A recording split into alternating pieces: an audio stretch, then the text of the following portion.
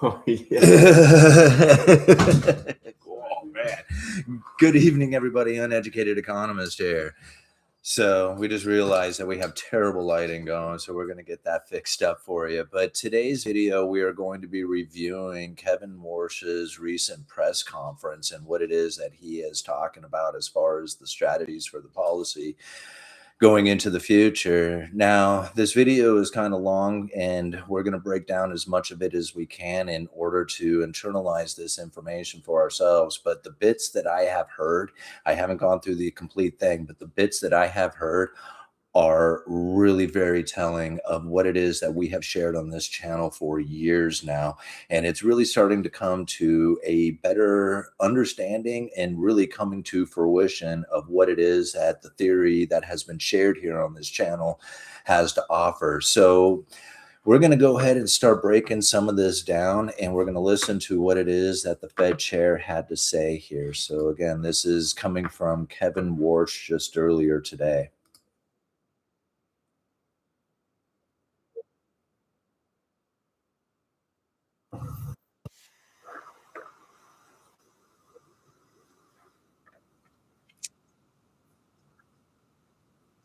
Continuing its policy of making ample reserves in the banking system. The economy is showing impressive resilience. Even with recent shocks, the trends are positive and reveal solid growth. Job gains have kept pace with the workforce, and the unemployment rate has changed little. Inflation remains elevated relative to the committee's 2% goal. The committee remains resolute. You've heard this before, but we will deliver price stability. As before, the policy statement conveys just the facts. It's steering clear of forecasting, a choice we consider especially prudent at these uncertain times. Uncertainty, however, does not mean a lack of clarity. For some households, businesses, and market professionals, 5 years of high inflation have left a mistaken impression that's hard to shake, that the Fed's implicit inflation target was somehow above 2%. Let me reiterate, there is no soft inflation target. There is no soft implicit target. Already, I gotta stop. I can't take it. I mean, already, immediately, as soon as I hear it, that there was no idea or no sharing of ideas of keeping an inflation above target. Like, he is trying to say that that didn't exist, but yet there is plenty, of comments and statements within it. So, I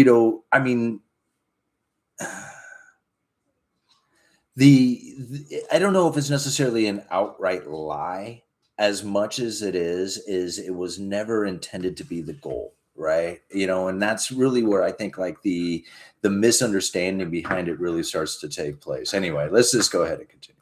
On this committee's watch, there's only a target, and it's 2%. Not one of my FOMC colleagues is under any illusion. We have begun a new chapter, and we understand that the 5+ years of inflation above target cannot be cured in 9 weeks or by a single month of modest price decreases. This Fed will not waver. Our credibility rests on performing our duties and delivering on our responsibilities. Americans are right to expect that because our nation's prosperity depends on it. To the regulars here in the press room, today's assessment might sound familiar, yet there was nothing inertial about our discussions, our policy, or our strategy. 2 economic developments are worth highlighting. The first is a very notable change since our last meeting 42 days ago. Nominal and real yields are materially higher across the Treasury curve. In fact, some of the increases in market interest rates between FOMC meetings are among the most significant in the last 2 decades, ranking around the top decile or so. But if the committee didn't change its policy rate, what happened? In the intermeeting period, market attention centered on real data and real economic developments.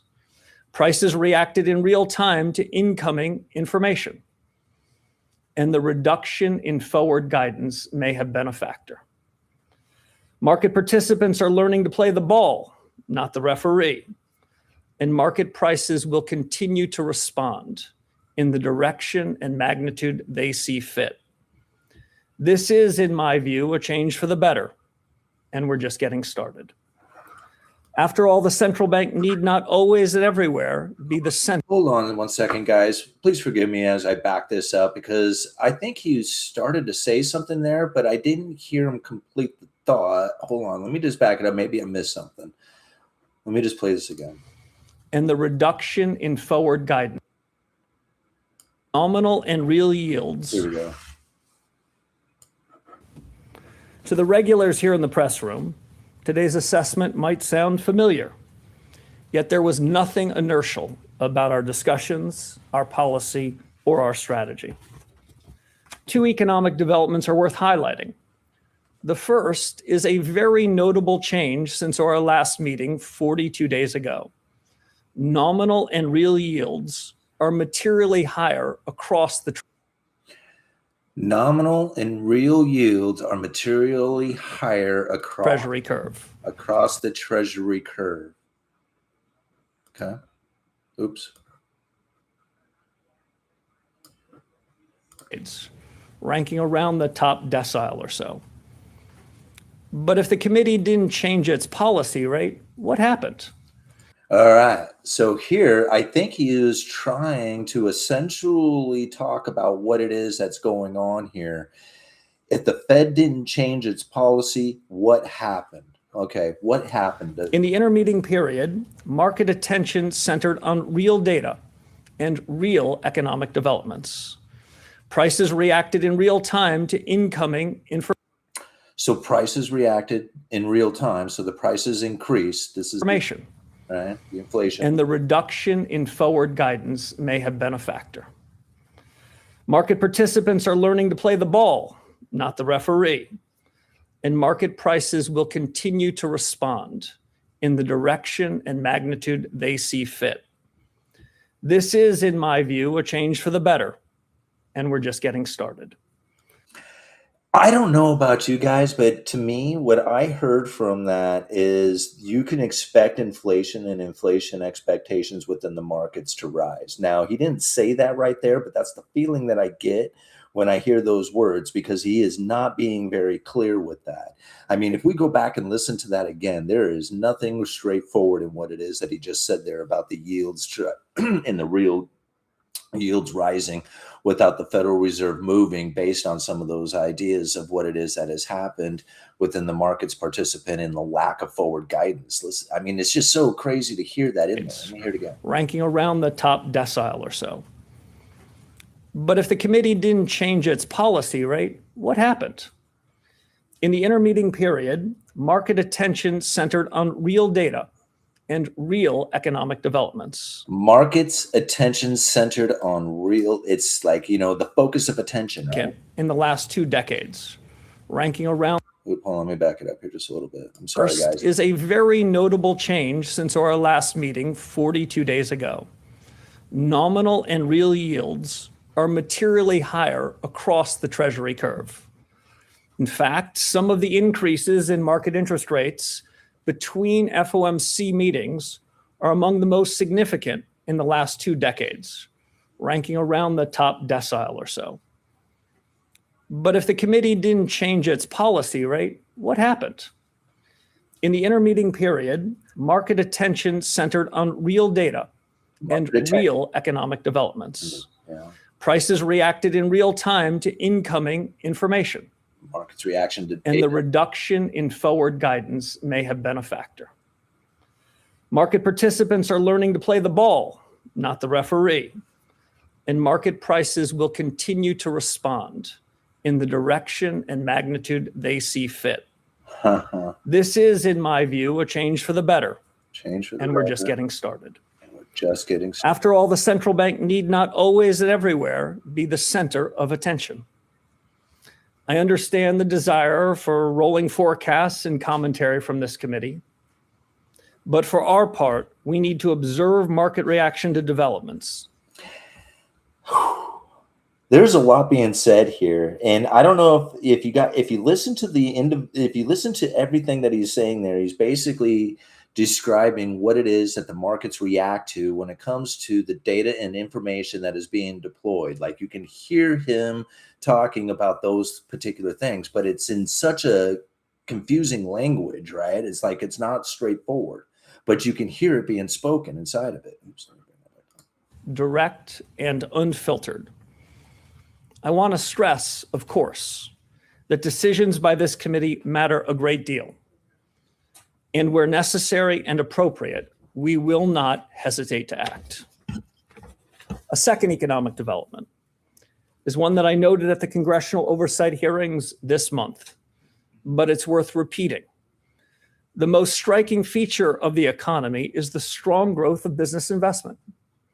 The surge in high-tech CapEx has been remarkable, but that does not necessarily make the Fed's role any easier.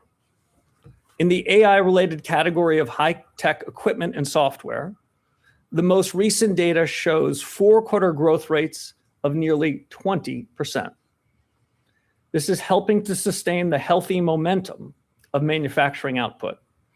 More generally, CapEx is preparing the ground for future growth. Nonetheless, the precise timing and magnitude of effects on the supply side remain hard to predict. FOMC meetings produce policy decisions, but just as important is candid discussion of the big things that matter most. That too is a priority in this new chapter at the Fed. In our meeting, vigorous discussion centered on 4 questions, which I will enumerate. First, we talked a lot about the implications of the past 5 years of high inflation on the current policy conjuncture. To echo an old phrase, has the past really passed? Second, my colleagues and I considered the economic shocks of recent years, strained supply chains arising from the pandemic, military conflicts, energy supply disruptions, substantial increases in tariff rates, and yes, the surge in AI-related investment. These differ in their sources. Do they also differ in their effects on output and employment? Third, right there, like, you think about it, how many times have I brought that up? One inflationary scenario after the other, and that's what he is describing right there, and he just listed off like 6 of them. we took up the related question of price increases arising from shocks. The business CapEx boom, for example, is driving up prices of memory and logic chips and associated AI infrastructure. Do these changes indicate a broader inflationary dynamic, or do we just focus on them because they are under the bright streetlight? Finally, we discuss monetary policy tools and strategies for achieving stable prices.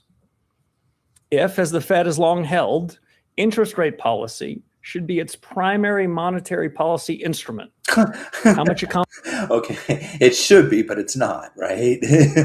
The idea behind the interest rate adjustment is the policy tool, not the interest rate adjustment itself. Accommodation are we getting from the balance sheet? In all of this, our work is advancing at the Fed. We're asking the right questions. And in this consequential time, we know how very much depends on getting the right answers. Of course, you've all arrived with questions of your own, so let's turn to them now. All right. Check this out. So let me just turn this down so we don't have to listen to the commercial. All right. I'm going to show you how I afforded this car. You know, just like any Fed governor or $118 for car insurance. it is very confusing. That's how much I was paying. Okay, I picked up the car a few months ago, and watch this. Ready? Current situations we now face. When I think about some of the things that he was describing within it, I really do think about some of the things that we have described within the credible threat theory itself. When he was saying one inflationary scenario after the other that is keeping the Federal Reserve's monetary policy elevated, he didn't describe it outright, but that's exactly what he was saying within it. You know, it's not clearly spoken. And that's where I think most of the time people just end up giving up on listening to the Federal Reserve, is because the things that he said, like, he really could have explained that and said things a lot clearer than the way he did it. But knowing that they are trying to manipulate market expectations, he can't just clearly state it out there. Let's hear what he has to answer on some of these questions. Yeah, go ahead. Do the chat real quick. Yeah, do the chat. What do we got there? I'm going to butcher the name. Desirda asks, do you think the South Korean market played a role in their decision? No. I mean, no, I don't. Ultimately, what it is that's taken place now within the Federal Reserve and their monetary policy is something that I have been predicting for quite some time, and this is playing out essentially the way that I thought it would. They're going to hold the rate still and push the inflation expectations around, because that can either raise or lower the neutral interest rate, which will then either make the economy more or less restricted or accommodating. To understand that is very difficult, but that's what's occurring right now. And we can see that because the Federal Reserve constantly maintains a Fed funds rate, but the inflationary pressures do alter the restriction within the economy. Now, what we may very well lead into is an accommodating economy, and I believe that's to be the case considering how much inflationary pressure Warsh described just a few minutes ago here. So if the Fed holds rates still, this is going to turn accommodating. Was there something else in there? Next one. Yeah. Nomadic Scythian, butchering the names. Yep. If bottom 80% do not matter for consumption, right, does the perception and expectations of bottom 80% matter at all? Well, absolutely, because I mean, it may not necessarily increase the aggregate demand within the 80%, but the 80% definitely matter for the expectation of where interest rates, where policy is going to go, and how it is that people are going to react to that in general. So if the majority of the population feel it and think it, then that's ultimately what it's going to be, even though it's only going to be at the top 20% of household incomes that are going to be doing the consumption. It's the belief system of the 80% that essentially is dictating what it is that's happening with inflation. Continue on. Yeah. All right, let's get some press conference going here. Oops. Thank you for taking our questions, Mr. Chairman. Sure. You've had a couple months now, or 9 weeks, or whatever number it is, to see the markets behave in the absence of forward guidance. I'm wondering if you could tell me what message in the absence of forward guidance, right? But yet here we know that the Federal Reserve has had a good old family fight, that they're, like, there was plenty of forward guidance that was being delivered. Just because it's not the dot plot or, the statement on economic projections that are giving people a belief system, or maybe a statement coming directly from a press conference of the Fed meeting, there is definitely forward guidance being delivered with the individual FOMC members coming out, the Federal Open Market Committee, the people who are voting on monetary policy. These individual members are coming out all over the news talking, and that is definitely forward guidance. So immediately to think that there is no forward guidance is inaccurate, right? Like, I mean, here it is. He's saying there's no forward guidance. What do you think in the absence of this? That's absolutely incorrect, right? are you getting from the markets as to where policy ought to be right now? Yeah, so I think officially it's 8 weeks and 4 days, but I'm not counting. That's straight. The message from markets is the message from markets. What I've really been trying to do, Steve, as I think you appreciate, your colleagues appreciate, is getting an unfiltered message from markets, getting a direct message. Letting buyers and sellers meet at prices for treasuries, for the foreign exchange value of the dollar, and then trying to judge for ourselves, what does that mean about our remit? How are we doing on inflation? How are we doing on employment?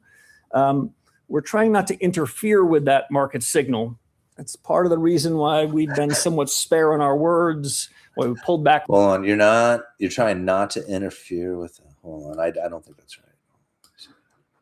Prices for treasuries, for the foreign exchange value of the dollar, and then trying to judge for ourselves, what does that mean about our remit? How are we doing on inflation? How are we doing on employment? We're trying not to interfere with that market signal. That's part of the reason why we've been somewhat. That is such a lie. Like straight up, like he says, we are not trying to interfere with that market signal. But that is absolutely incorrect. They are definitely trying to push a belief system within the market. Like that to signal to the market is something of like a direct fashion through the forward guidance, like statement on economic projections. But to believe that they are not delivering that through like unofficial methods is like absolutely inaccurate. It couldn't be further from the truth. What's spare in our words, we pulled back from forward guidance. So they're reacting to events, I would say, much more directly over the 42 days since we last met. This is a good thing. As I mentioned in the prepared remarks. He's like literally like focusing he's like, they are looking right over there. Look, all the people, all you press conference, all the market is looking over there. Right? That's what they're not listening to us. We don't have forward guidance. They couldn't possibly be listening to us. They must be looking over there. Right? So we're getting real data from the real market. This is real stuff. And it's absolutely incorrect. Marks, we've seen a material tightening, not just in nominal rates, but in real rates too. And we're observing it. We're trying to stay out of that because, many of you might be interested in our reaction function. We're interested in the reaction of financial markets.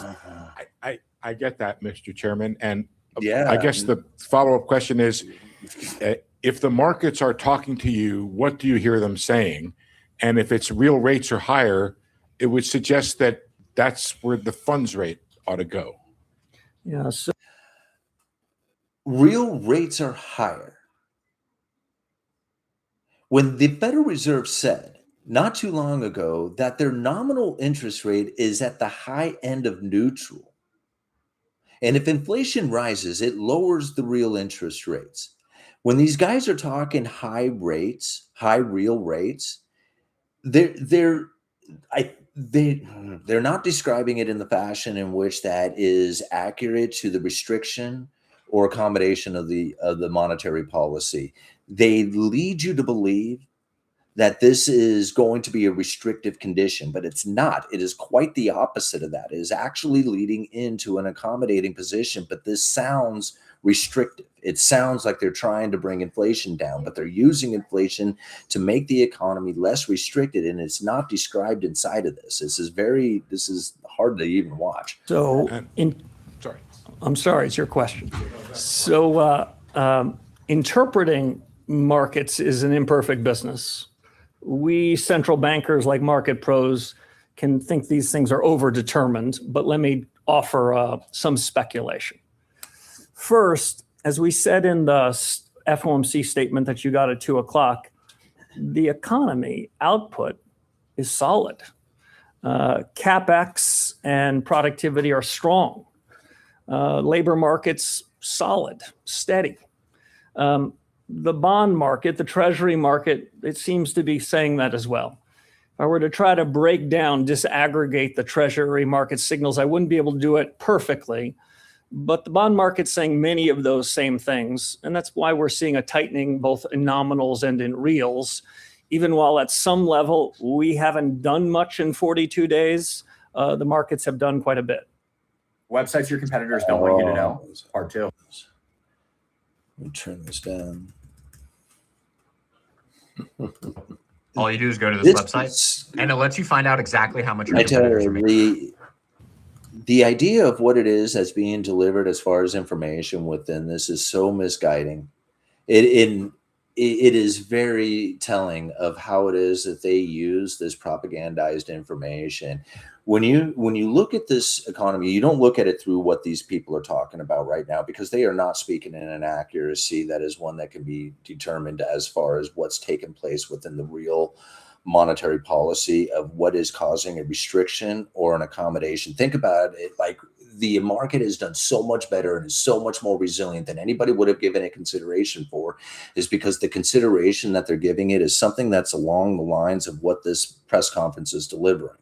When you see it from a different angle, when you start to realize that right now we are experiencing an economy that is far less restricted because of the elevated inflation rate, it would start to make a lot more sense, but that's not what they are describing here.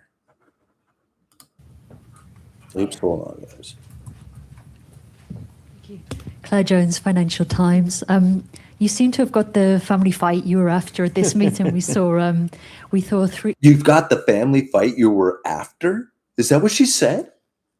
He was pursuing it. He was just like, yeah, we want a good old family fight. Thank God we got it, right? We saw 3 dissents. Could you characterize the arguments that those dissenters put forward, please, and tell us a little bit why you weren't persuaded by them at this stage? Thank you. So I guess I shouldn't give you their best arguments. I'll give you some others. So you were right. I asked for a good family fight and I got one. That's the purpose. That's the design feature. I come into this meeting. Did you say the design feature? That's pretty telling. That's the design. Hold on. He said a designed feature. The family fight is the designed feature. Hold on. Let me back that up, man. You don't slip stuff past me like that. You gotta repeat that. So I guess I shouldn't give you their best arguments. I'll give you some others. So you were right. I asked for a good family fight and I got one. That's the purpose. That's the design feature. It's a design feature for sure. I come into this meeting, even this press conference, heartened by what I've experienced the last 2 days. Most of our discussion were on the big questions that matter to the conduct of monetary policy. We didn't sort of hide from them. We weren't scared of them. There was a lot more interaction between and among my colleagues. It was a real family fight. My view, which you've long heard, is that's the better way to get policy right. That's our North Star. So there was a lot of agreement that I heard that we have the powers, the tools, also the authority to deliver stable prices. No walking back from our responsibilities. There was a large majority support for the decision that we made in the room. But I also want to leave you, Claire, with one other impression. There was nothing inertial about that discussion. It was an active, robust discussion about what's in the full range of what we can do and might want to do in the period ahead. You characterized accurately, there was a disagreement about a decision today. I would say that doesn't sort of capture the full essence of the discussion.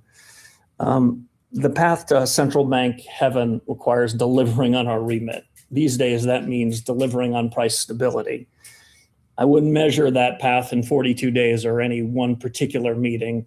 And I came out of that meeting even more confident that this is the right team to win the battle against high inflation. How much do you think not going in July was down to the cool CPI print for June? So in 2 words, not much, not much. I'd like to believe that the committee shares my views, which is the historic problem with data dependence is the data and the dependence. We are not relying on any one individual piece of data as cover or as an excuse or as validation. What I care about and what I think the committee cares about is trends on the data. Sure, we got some encouraging inflation data. I think at the meeting 42 days ago, I said something like 63 months of inflation above target. I didn't say 64, though the final calculation might be a close one. So we'll be watching inflation data over the period ahead. But I also don't want you to leave the misimpression that we're sort of breathlessly waiting that. I've called for a task force to revisit both the private and public data we use to make our decision making. That task force is out doing their work. I'll be checking back in with them the next couple of weeks, but I wouldn't say we overly relied on any one piece of data, including that data, which surprised some a couple of weeks ago. Neil. Hi, Chairman Warsh. Thanks. Neil Irwin with Axios. Thank you for taking our questions. So the Fed funds rate is now about 75 basis points below the 2-year yield. It suggests markets think you'll have to tighten eventually, about 100 basis points below most Taylor rule estimates. There we go. You're hitting your employment mandate. Inflation stays high. Why should rates not be higher today? There's a lot in there, Neil. So rates are higher today than they were 42 days ago. Markets have made decisions because we step back in part from trying to influence those.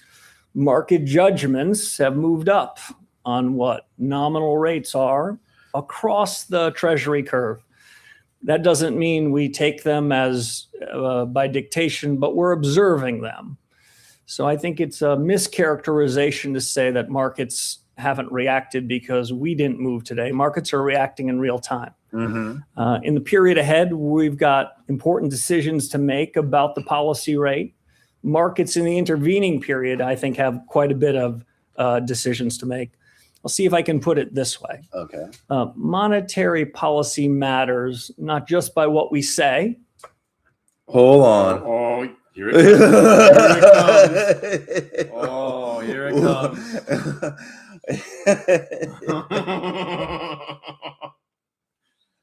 Okay. That's good stuff. Or even what we do. Paul, okay, this is the part that I think he just really lays it out and finally has to admit. I love this look on his face. I paused it on too. That's perfect.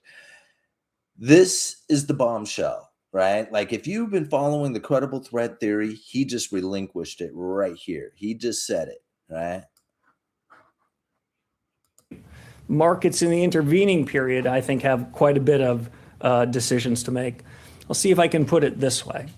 Monetary policy matters not just by what we say or even what we do. Monetary policy matters by how it affects the real economy. Right? It's all about market expectations, manipulating expectations. It doesn't matter what they do. It doesn't matter what they say. It matters what it is that you believe. That's what's important. They can say they're going to do all kinds of stuff. They never pull it off in the way that people say that they're going to. It doesn't matter what they say, and it doesn't matter what they do. The only thing that matters is your expectations of it. That's the only thing that matters. Let's listen to it one more time. He was very deliberate and careful in when he said this, and this is what I have been repeating for like 5 years straight now. Actually, really more. It's like 3.5. Let me back it up just a little bit.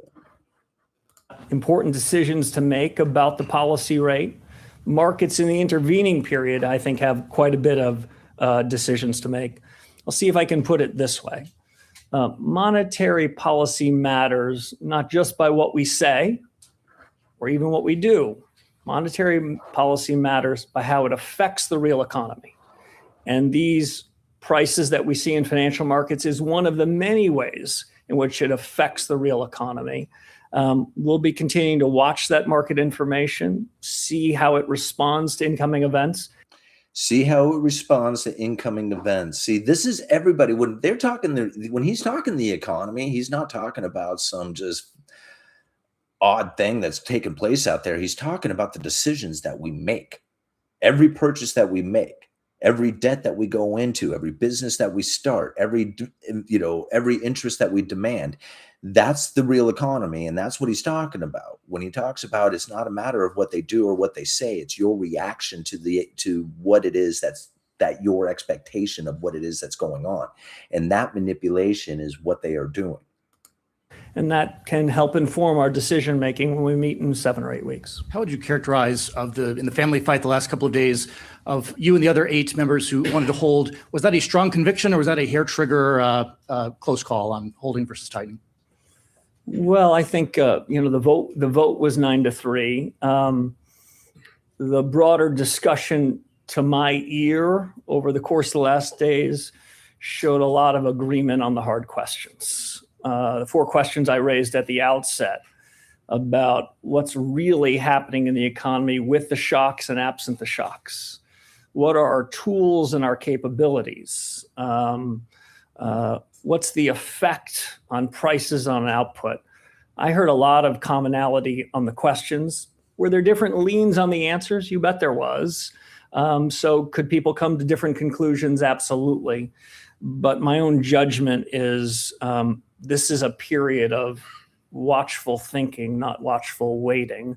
And I think the score on that vote was unanimous. They don't talk very well. Thank you, Colby Smith with the New York Times. You've mentioned that looking at the Fed's policy tools is one element of a 3-pronged strategy to address the inflation problem. So I'm curious how you view the effectiveness of those tools. If inflation is too high and not coming down, is the best remedy to raise interest rates? So That was the discussion in the last 2 days.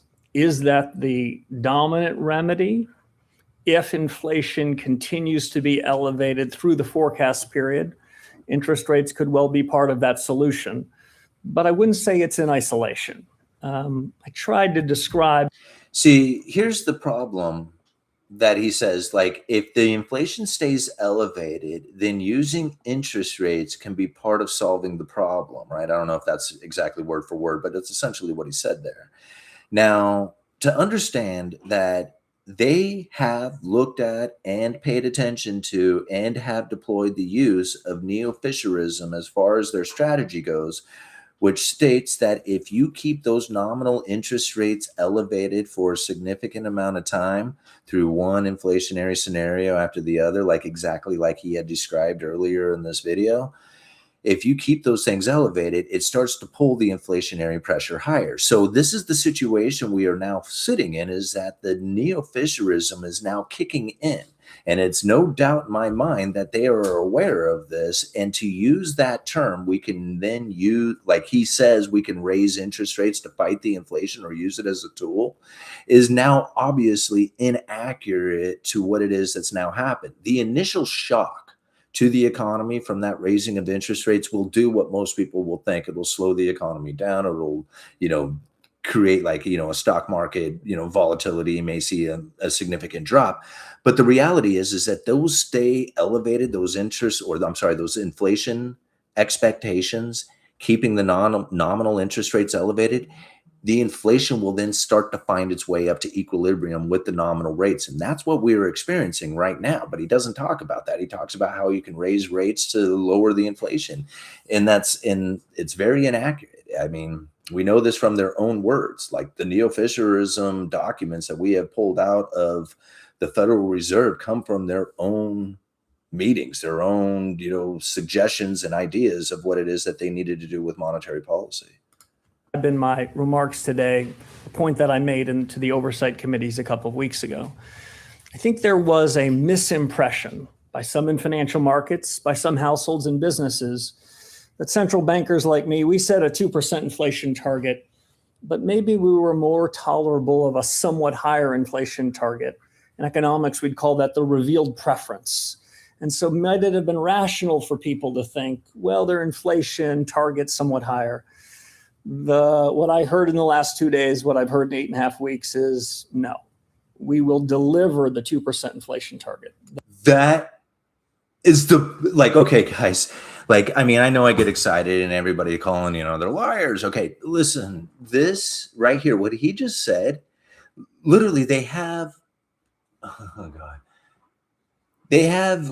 literally I don't know how many speeches, 5 of them that I could come up with that talk about flexible average inflation targeting, purposefully allowing inflation to run above 2% target to achieve the Fed's goals. Hold on one second, guys. I just can't. I'm just going to go and do it. I'm going to bring up the school community. They don't want that out there. They don't want that communication. They do not want that out there. Hold on one second, guys. Listen here. Let me share this with you. We'll come back to this. Not school community. The Fed doesn't want that communications out there. No. Shared. Okay, this is the school community, guys. This is what you're going to end up finding when you go to the school community. Is you're going to find this page right here. If you go and just look at credible threat theory, which one is it? I think it's that one. You will. Okay, so if you go to the classroom again, just go to credible threat theory. This one with it looks like, I don't know, Fed or the White House or something there. Anyway. You click on that guy and you got all these speeches that go right through here, right? So the one that you're going to be looking for is, where is it? Jerome Powell's down here at the very bottom, right? It's this new economic challenges. In this new economic challenges, I have highlighted all these spots, right? You want to scroll down to right on page 12, right? It says, in seeking to achieve inflation that averages 2% over time, we are not it's above that. To prevent this outcome and adverse dynamics that could ensue, our new statement right up here indicates that we will seek to achieve inflation that averages time. Therefore, following periods when inflation has been running below 2%, appropriate monetary policy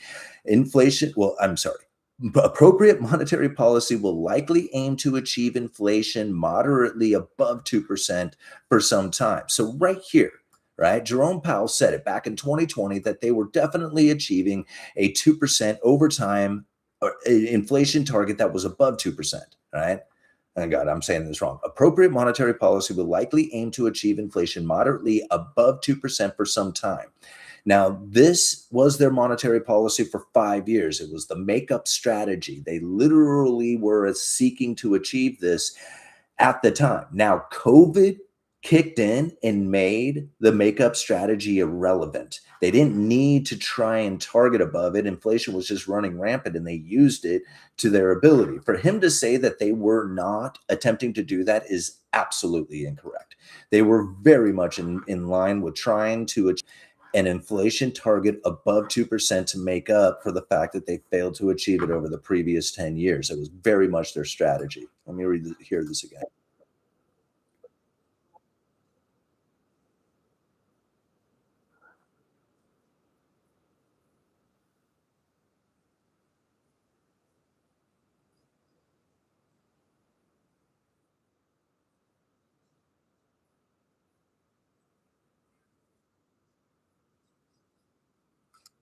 So he's talking about right now, and that they are not achieving above 2%. They're not targeting above 2%, but they love being in a position above 2% with the attempt to get to 2%. That's where they want to be. They want to be in a permanently, persistently high inflationary environment with the attempt to get to 2%. The moment they get to 2%, it fails. Right? Lost the screen share. Oh, I lost the screen share. Oops. Good call, Justin. Thank you, Justin. Two ugly guys on the Two screen ugly guys doesn't do making, it. yeah, just don't make any sense. Here we go. All right, back at it. That is the committee's definition of price stability. So one way, absent the tools that you reference, to ensure that we get there is ensure that expectations are centered around the right number. To make sure that expectations are centered around the right number, and that's your 2% target. And I think we made some progress on that. I am not suggesting we're done on that. It's worth reiterating. And ultimately, the business we're in, Colby, is performance. We are going to be judged by how we perform. And that's what we intend to do. The inflation target, making clear expectations is one part of it. Making sure we demonstrate we're responsible for it. We're not blaming as another. And our policy tools, like you referenced, is the third and equally consequential part. How are you factoring the fact that a large portion of the inflation overshoot is being caused by supply shocks, as it's mentioned again in the statement? Does that blunt the effectiveness of rate hikes in your view? It's funny that she brings up the supply shocks causing the inflationary scenario to be taking place. Because again, if we go back, hold on one second, I just got to prove the case that this is something that was predicted by the Federal Reserve, right? You know, let me end this. We'll do another. What you guys are laughing at? Chuck's got a great comment. It'd be funny. This guy said, you know, there's a guy who does podcasts from his truck who can explain this stuff better. Can you get him on? Maybe we can do an interview together. Yeah, I should reach out for collaboration. Okay, so Lael Brainerd back in 2019, right? The disconnect between inflation and employment and the new normal. Again, this is something that you can find over at the UE University at the school community. I've highlighted a couple of spots. You want to go down to the second spot that was highlighted here. And she literally steps it up. Of course, it is not entirely clear how to move the underlying trend inflation smoothly to our target on a sustained presence over a very flat Phillips curve. Now, what happened was they realized at the end of 2019 that all the employment that had essentially been hitting the economy, low unemployment, best unemployment numbers in history. Like, you remember Trump bragging it up. It was from the Obama administration all the way through the first Trump administration that we had these super awesome unemployment numbers or job numbers that were taking place, but it did not create the inflationary scenario that they were looking for. The Fed was like, oh no, That's what this entire speech is all about, the disconnect between employment and inflation. Now, something that she said was one possibility that we might refer to as opportunistic reflation. This is incredible to think. It's literally quoted, opportunistic reflation would be to take advantage of a modest increase in actual inflation to demonstrate to the public our commitment to our inflation goal on a systemic basis. For example, suppose that an unexpected increase in core input price inflation drove overall inflation modestly above 2% for a couple of years, right? This right here, this supposed and unexpected increase in core import price inflation, this unexpected increase. This is one inflationary scenario after the other. Unexpected increase. Oh, we didn't know about war. We didn't know about tariffs. We didn't know about all the AI stuff that was going to be taking place, right? These were the unexpected increase in the core input prices. These were the things that the Federal Reserve was hoping and wishing for. For example, suppose that it could take place for an opportunistic reflationary period. The Federal Reserve could use the opportunity to communicate that a mild overshooting of inflation is consistent with our goals and to align policy with that statement. So it's not like they weren't trying. Right? It's like they were totally trying, and they were going to use the unexpected increase in core input prices. Where does that unexpected come from? Those shocks, tariffs, or whatever. What else are you reading? I want to point out that they put communicate before action of changing policy. Right. In that last sentence. Yeah, such an approach could help demonstrate to the public that the committee is serious about achieving its 2% inflation objective on a sustained basis. Right. And to communicate that a mild overshooting of inflation, is consistent with our goals. And then we'll even say to align policy with the statement. So to communicate and then to align policy. Communicate before action. All right, back to it. Hold on, let's hear that again.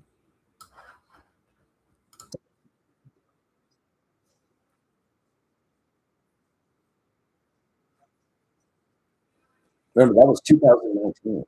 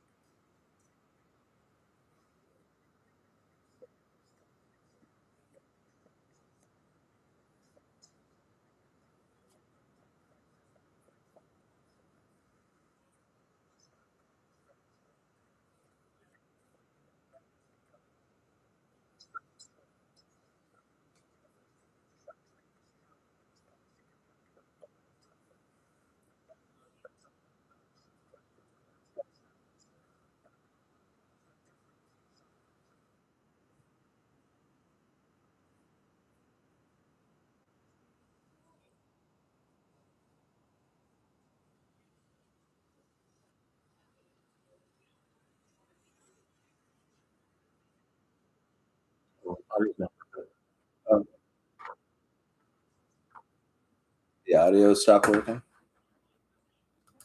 I'm getting no audio.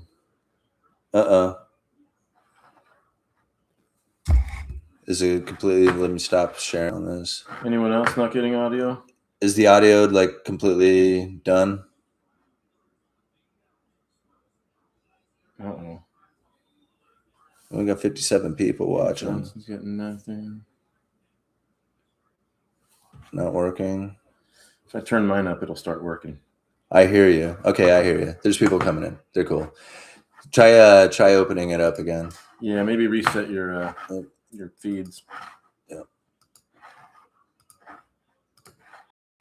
Mind would be the argument then for a pause today.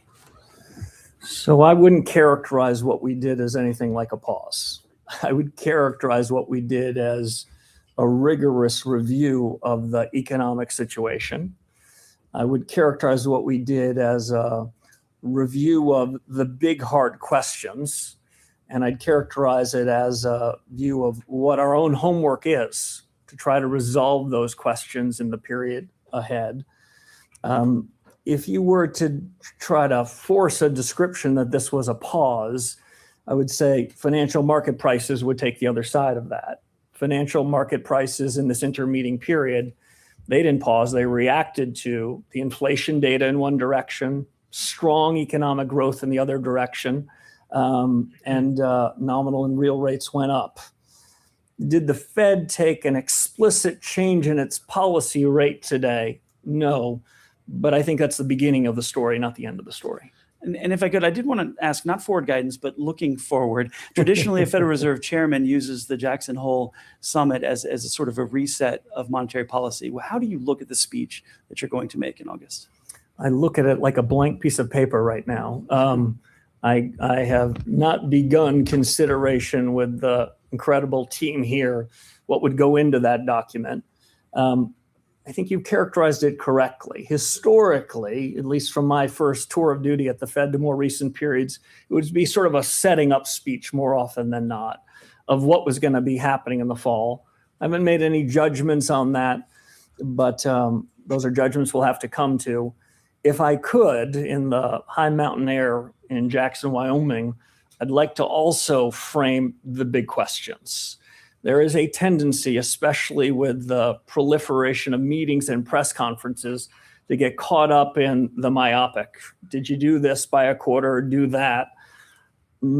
Ultimately, whether we deliver on price stability matters some, the decisions we make in 6 or 7 or 8 week periods. They matter more. What are the big questions? What's really happening with productivity? What's really happening with demographics? What's really happening to the global economy? Okay. What's really happening with productivity, what's really happening with demographics. And now there's one more thing that he's about ready to say. Now, this is really interesting because these are the 3 things that alter the R star. Amid the shocks, haven't made a decision whether it's going to be a big picture speech or whether it's going to be the global matter some, the decisions we make in 6 or 7 or 8 week periods, but they matter more. What are the big questions? What's really happening with productivity? What's really happening with demographics? What's really happening to the global economy amid the shocks? Now, he didn't want to admit it, but he's talking about the expectations and needs. Right. He is talking about R star right there. That's what he's focusing in on. I don't know how many else picked up on that, but that's exactly what it is he's describing. I'm going to back it up. We're going to listen to it again. Pretty good, right? Tendency, especially with the proliferation of meetings and press conferences, to get caught up in the myopic. Did you do this by a quarter or do that? And none of that stuff matters, does it? Bud? Ultimately, whether we deliver on price stability matters some, the decisions we make in 6 or 7 or 8 week periods. They matter more. What are the big questions? What's really happening with productivity? What's really happening with demographics? What's really happening to the global economy amid the shocks? Haven't made a decision whether it's going to be a big picture speech or whether it's going to be a more traditional setup for all the action we're going to have between September and December. I will tell you one other thing that I am doing between now and Jackson Hole, so I'm checking with those task forces. My first principle of establishing a task force is find the best subject matter experts anywhere in the world and put them together, especially put them together with other people who might disagree with them. In the next couple of weeks, I'm going to be doing a check back in. I've given them time to sort of think hard about their agenda, their debate, their schedule, and when they might be ready for prime time. I'll be doing a little bit of that checking, and that may or may not inform anything I have to say in Jackson.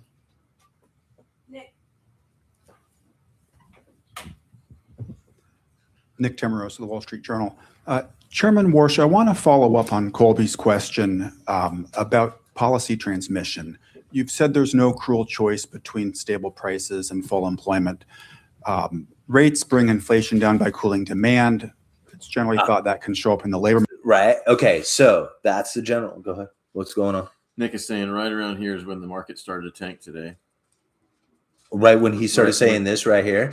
Okay, so now here's the general view, and this is why it's wrong, right? Is that most people are going to look at this probably the way, I don't know, I haven't heard this part of it, but I'm going to assume that it's probably going to go down something like this. When you raise rates, it lowers the inflationary scenario. When you lower rates, it sparks the economic activity. However, we operated in a low interest rate environment, zero interest rate environment for 10 years and failed to produce an inflationary scenario, zero interest rate policy, and ultimately no inflation. Now, to think this situation of no inflation and a zero interest rate policy, to understand the major problem that the Federal Reserve was facing at that moment is to now understand that the elevated nominal rates is what's driving inflation higher. So what he's about ready to share, I believe, is the general narrative view of a very short-term expectation of what happens with interest rate movements. But over the long term, neo-Fisherism is kicking in, which is going to drive the inflation higher. So anyway, I'm going to back this up and we're going to hear it again. Chairman Warsh, I want to follow up on Colby's question about policy transmission.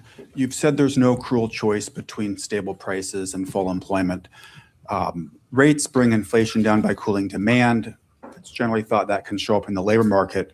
If that's not the channel you're relying on, what is?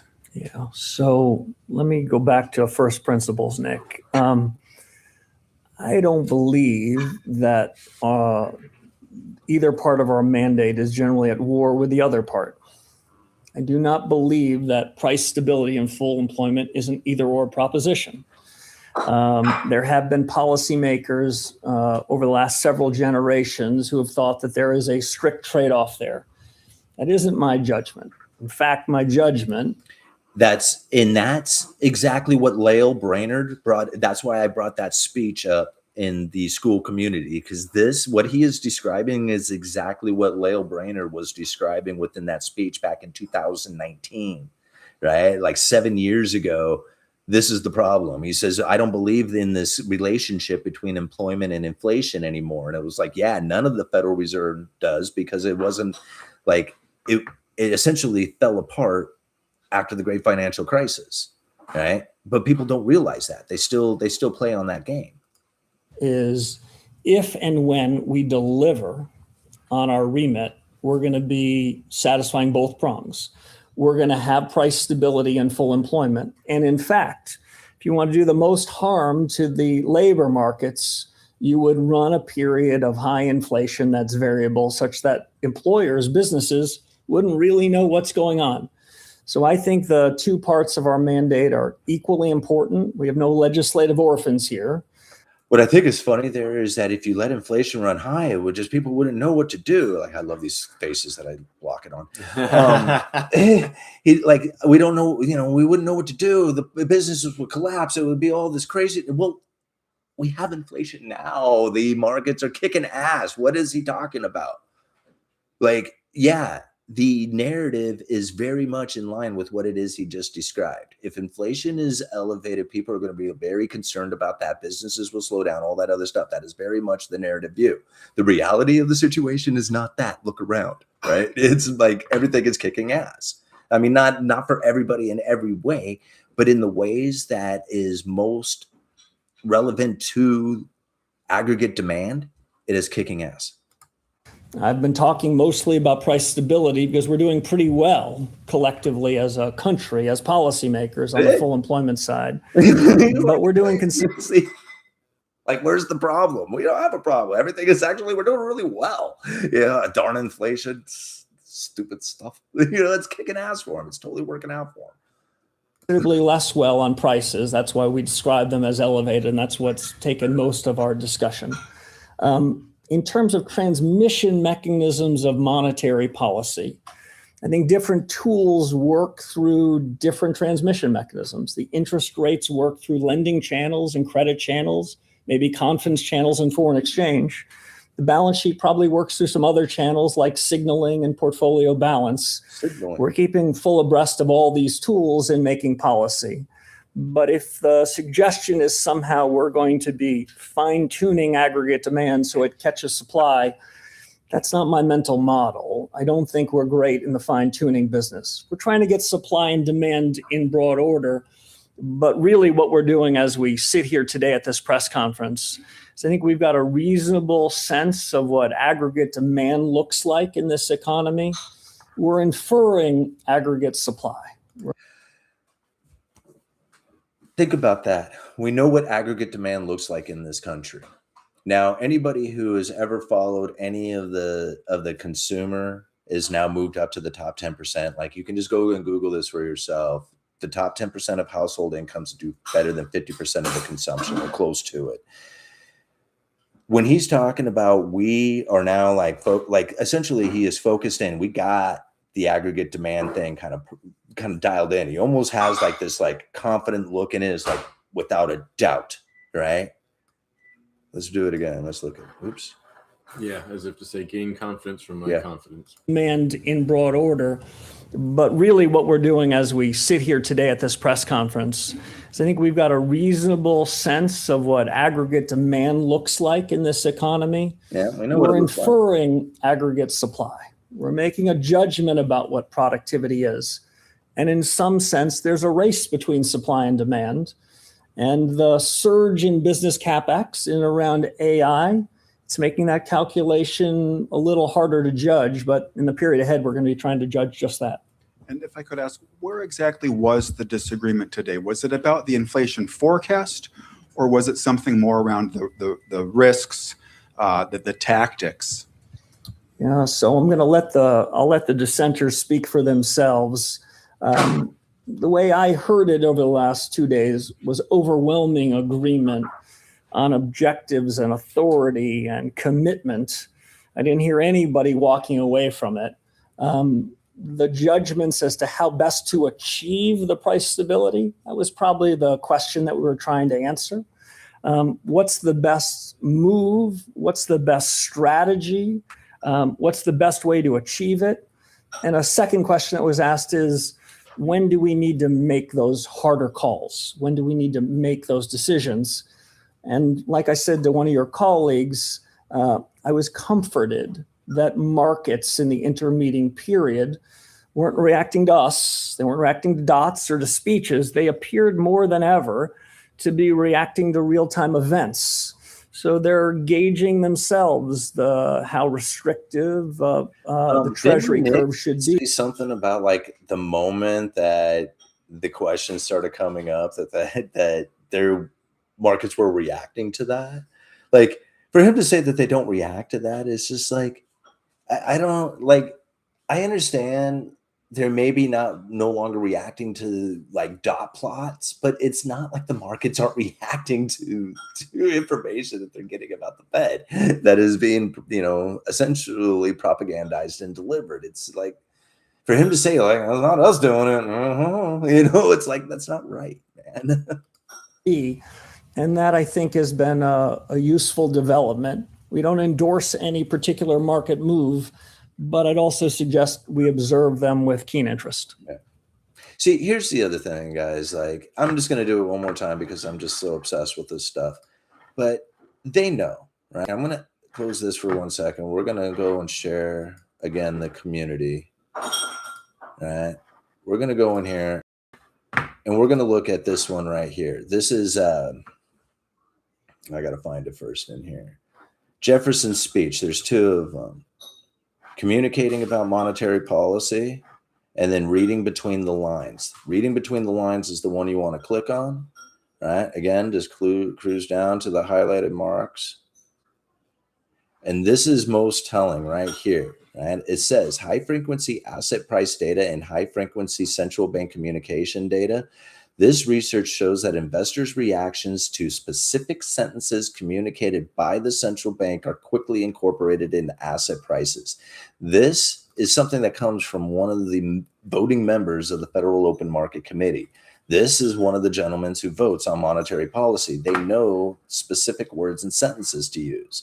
Policymakers know that their communications are likely to affect the course of short-term interest rates and other asset prices associated with economic outlook, resulting in an easing or tightening of financial conditions. This is just based off of their words. They know that the communications are likely to do this, and they know exactly what specific sentences to use.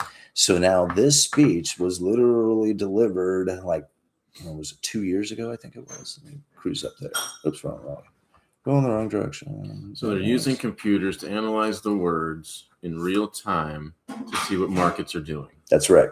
That's the high frequency. That's the high frequency. That's a lot of freaking jargon. Yeah, textual analysis of central bank communication. So basically what they have done is they have taken, I guess, an AI program and figured out what it is that they have said that the markets reacted best to. This was February 21st of 2025.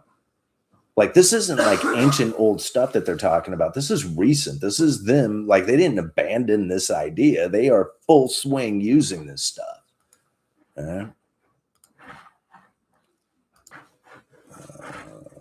Okay, let's get back into it.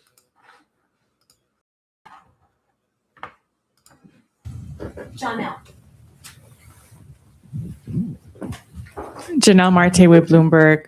Following up on that, there was more uncertainty in the markets about what the Fed would do at this meeting.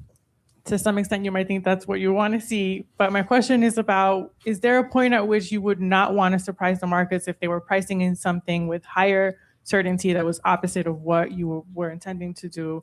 What are the risks that you see associated with that? Yeah, so it's a good question. Surprise is not the objective function. Surprise is not what we're solving for. Okay. Again, surprise is not what they're attempting to do. I mean, you know, I'm already on this, right? Okay, hold on. Oops, hold on. We gotta. Let me make sure. Get back in here. Share screen. Back into the right. And what are we going to find up in there? We're going to go to Jefferson's speech again, communicating about monetary policy. And what does it say down in here? All right, go to the highlighted mark. It says, in 1981, Karl Brunner, the Swiss monetary economist, called central banking an esoteric art and lamented central bank's, quote, inherent impossibility to articulate its insights in explicit and intelligible words and sentences. At the time, central bank's wisdom dictated that monetary policy makers should say as little as possible. Some researchers of that vintage tried to rationalize this secrecy through the notion that monetary policy would be particularly effective if it surprised the markets, right? They learned that if they surprised the markets, that they would they thought at the time that they could create a better monetary policy. To think that they were not trying to shock the markets means that they were purposefully, right, delivering a particular message. That's what I find funny about that statement right there. Some researchers of that vintage have found that secrecy through the notion that monetary policy would be particularly effective if it surprised the markets. Well, they found out later that if they deliver particular words and sentences, they can actually deliver the monetary policy that they were looking for. So by him saying we don't want to surprise the markets is literally saying we are manipulating their expectations.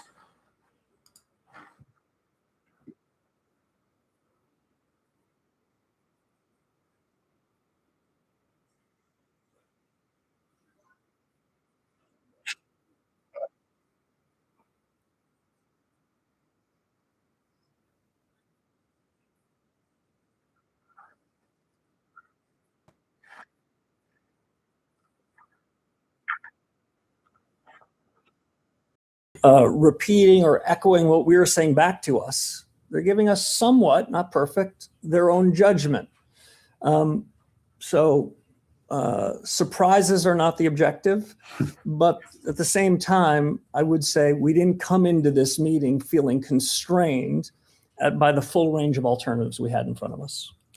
He's very careful with his wording, isn't he? It's like they're really good. I think these guys go into like years of training in order to communicate properly without spilling the beans. Yeah, You know, it's legalese. Yep. Yeah. So some of your peers have continued that within legal liabilities, there is no room for semantics. Mhm. Like everything's got to be black and white. Every word has a meaning. Every word has a meaning, right? So they choose their words very, Right. very wisely.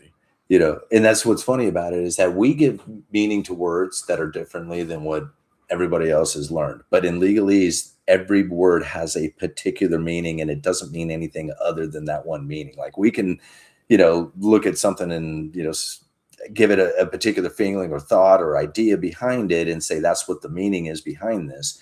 But in legal aspects, that's not the way it works. to discuss how they think about policy decisions, and if you don't offer your reaction function or your way of thinking about it, how concerned are you that you're ceding control of the narrative? So not very concerned. That's a short answer to the question. When some people that follow the Fed say, well, we don't want your forecast. We don't want your dot. We just want your reaction function. Part of me hears what we really want is your forecast. What we really want is your dot. In terms of reaction function, let me sort of disabuse people of a question that may or may not be real and be out there. Any central banker, especially a central banker where the labor markets are more or less at equilibrium.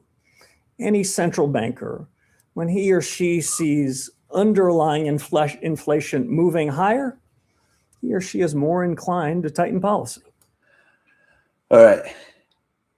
Right there, when you see inflation running higher, you are inclined to tighten policy. Okay. Here's the problem that most people will not realize. And now this is, again, I'm going to go back to see, this is what he just spoke of is the narrative that most people would internalize. But here's the real situation that we are going to face, right? And that is, let me close this off and move into the community again here real quick, because I think this part right here is probably one of the most telling. This is what really got me even looking deeper into the Fed's policy is this speech right here, John Williams, and that's that monetary policy for a low neutral interest rate world. And now he says it straight up in here. Let me see if I can find it. Right here, this downward shift in inflation expectations, right? This part right here, this is the one that really kind of threw everybody off and that they are not seeing it. When policy is constrained by the effective lower bound, and it doesn't really matter by the lower bound, they just happen to have that issue taking place at the time. But it's this part right here. The downward shift in inflation expectation raises the real interest rates, further diminishing the degree of monetary stimulus, making the downturn worse and reducing inflation even more. Now, the important part about that to understand is the downward shift in inflation expectations. This is what they are trying to do right now. A downward shift in inflation expectations to put the inflation down. It raises the real interest rates, further diminishing the degree of monetary stimulus. Now, if the inflation rises, which is really taking place out there, right? They're trying to push the idea that they're going to lower the inflation, but the reality is that the inflation is higher. So if the inflation moves up, right, it lowers the real interest rates.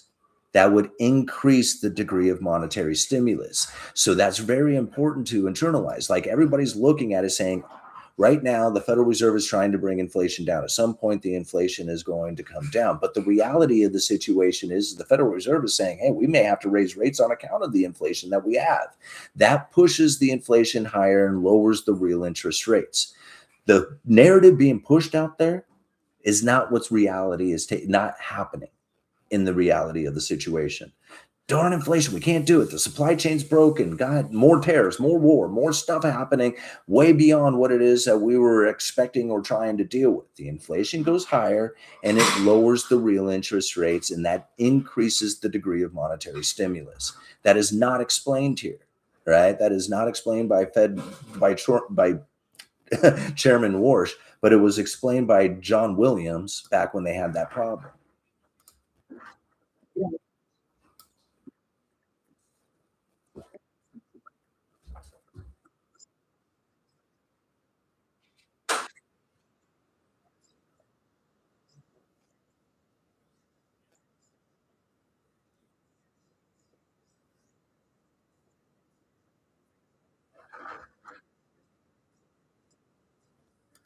When inflation moves higher, it eases monetary policy. They talk, it's time to tighten policy. You're right. It would be time to tighten policy, but if you don't move, then policy eases.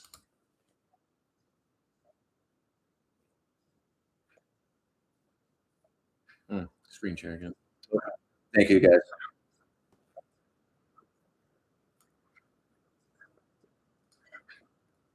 Not continue to pry for more, because the truth is, for a very long time in a lot of countries, coming out of the 2008 crisis, we're in crisis mode. We were purposefully providing a lot of information, trying to provide. Right? We were purposefully trying to provide a lot of information. They were purposefully trying to guide the markets, the narrative, controlling. A lot of assurance, trying to tell people exactly what we're going to do, offering forward guidance with clarity as if we're tying our own hands behind our back. Well, in crisis mode, that strikes me as a very prudent policy. But in more benign conditions, it strikes me as worth revisiting. But markets and market participants and reporters have learned to devour all that information. So I take seriously that the pullback of forward guidance requires some transition. Reform isn't easy, but our general judgment is going to help us make better decisions, and in so doing, satisfy our remit. Paul Weissman. It's coming. There's a mic coming. Thank you.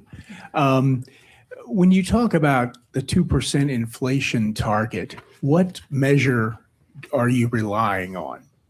Yeah, so I'll give two answers. First, let me give the proper standard answer. The Federal Reserve every January outlines a statement of purposes and strategy. That's right. And in that strategy document, which I believe was dated January of this year, it describes a measure of PCE inflation as the objective function there. I have enough of my own, so that's our number. We're sticking with it.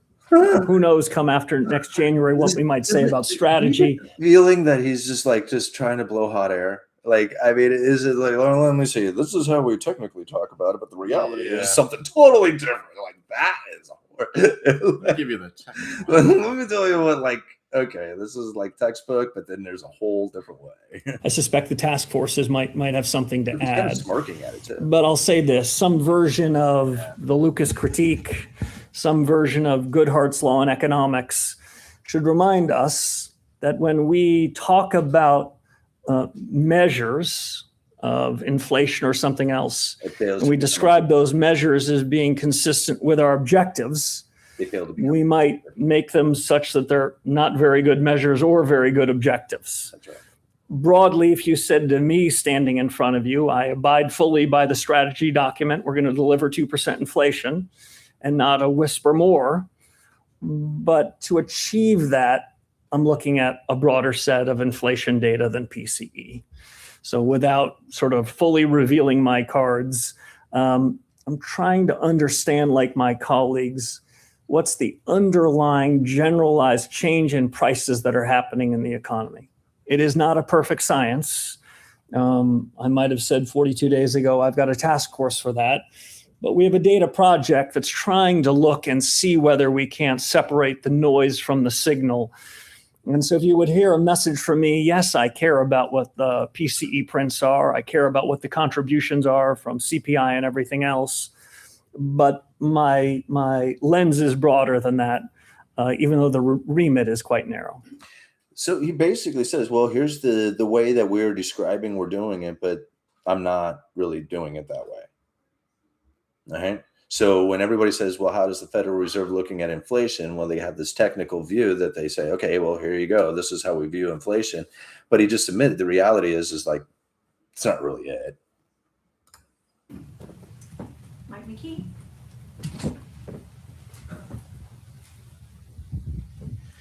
Michael McKee from Bloomberg Radio and Television. I'm struggling a little bit with some of what you've said today, and maybe you can help clarify this. You've said over and over again that your job is to bring down prices, to get prices stable, to hit your target, and that you will hit your target. The market says you're not there yet because they've raised rates. But all you've talked about today is talking about it. And it's not like members of the committee weren't there before you talking about it. So I guess what the American people might be asking is, what are you waiting for? Yeah. So believe it or not, this press conference is not all I've done today. We have spent an inordinate amount of time in the last 2 days, 2 weeks, looking at our monetary policy strategy, evaluating our tools, thinking hard about the sources of data that we have at our disposal and we wish we had. We've also thought hard about the period ahead. What among these questions will be answered with more clarity, certainly not certainty?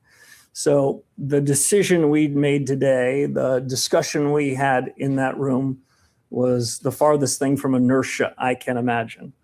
As a point estimate at this very moment, in a choice between two alternatives, you heard the results of it. But I would tell you that this discussion was far more robust, and our thinking about how best to achieve that target is advanced. And over the coming months, I expect it to be advanced much more significantly. If I were to steal a follow-up question, I won't let you, you won't be giving it up. If I were to steal a follow-up question, well, what's the world think about what you've done? I would again reiterate, what we do isn't just about what we say. What does the world think of what you've done? That's not a good question to ask, man. It's not just about what we do. We're in the performance business. And so if I look at the Treasury curve, if I look at the dollar, if I look at a lot of things that are internals inside of financial markets, I think what they're broadly saying is that this committee does own it, has the credibility to deliver it, and they believe, like I do, that we will. But I don't want to leave you with a misimpression. We've got no magic wand. This isn't something that we're going to be able to carry out in days or weeks, but we're going to deliver on the responsibility that Congress gave us. And today's meeting and the preparation for today's meeting was an important step towards that destination. I'd like to follow up on the task forces as well and ask, what vetting did you do of the people that you appointed to the task forces? In particular, given Mark Andreessen's substantial political spending, $25 million in just the past year to back candidates who oppose stricter AI regulation, how can the public be confident that a committee he co-chairs will provide an independent assessment of AI's economic effects rather than one aligned with the interests of the AI industry? Yeah, so I selected 15 incredible subject matter experts to tackle 5 of the most important questions that if we get the answers right, we're going to do a far better job in delivering. And if we get the answers wrong, we have a problem. The comfort that I can give you and your listeners is we're the decision makers. The chairman of the board of the Federal Reserve and the members of the board and the FOMC, we will be the consumers of the outputs from 5 different committees. The judgments we're making will be informed by, but not at all determined by, these outside groups.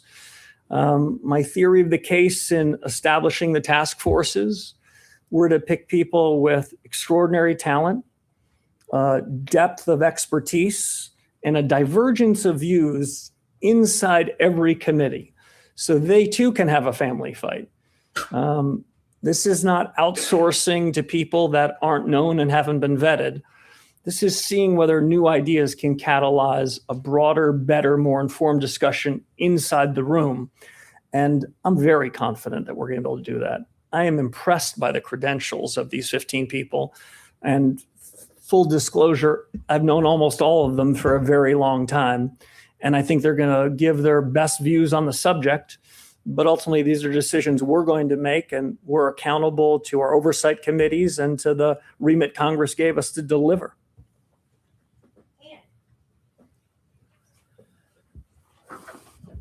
Hi, Ann Saphir with Reuters. Nice to see you again. So I need a little help here too.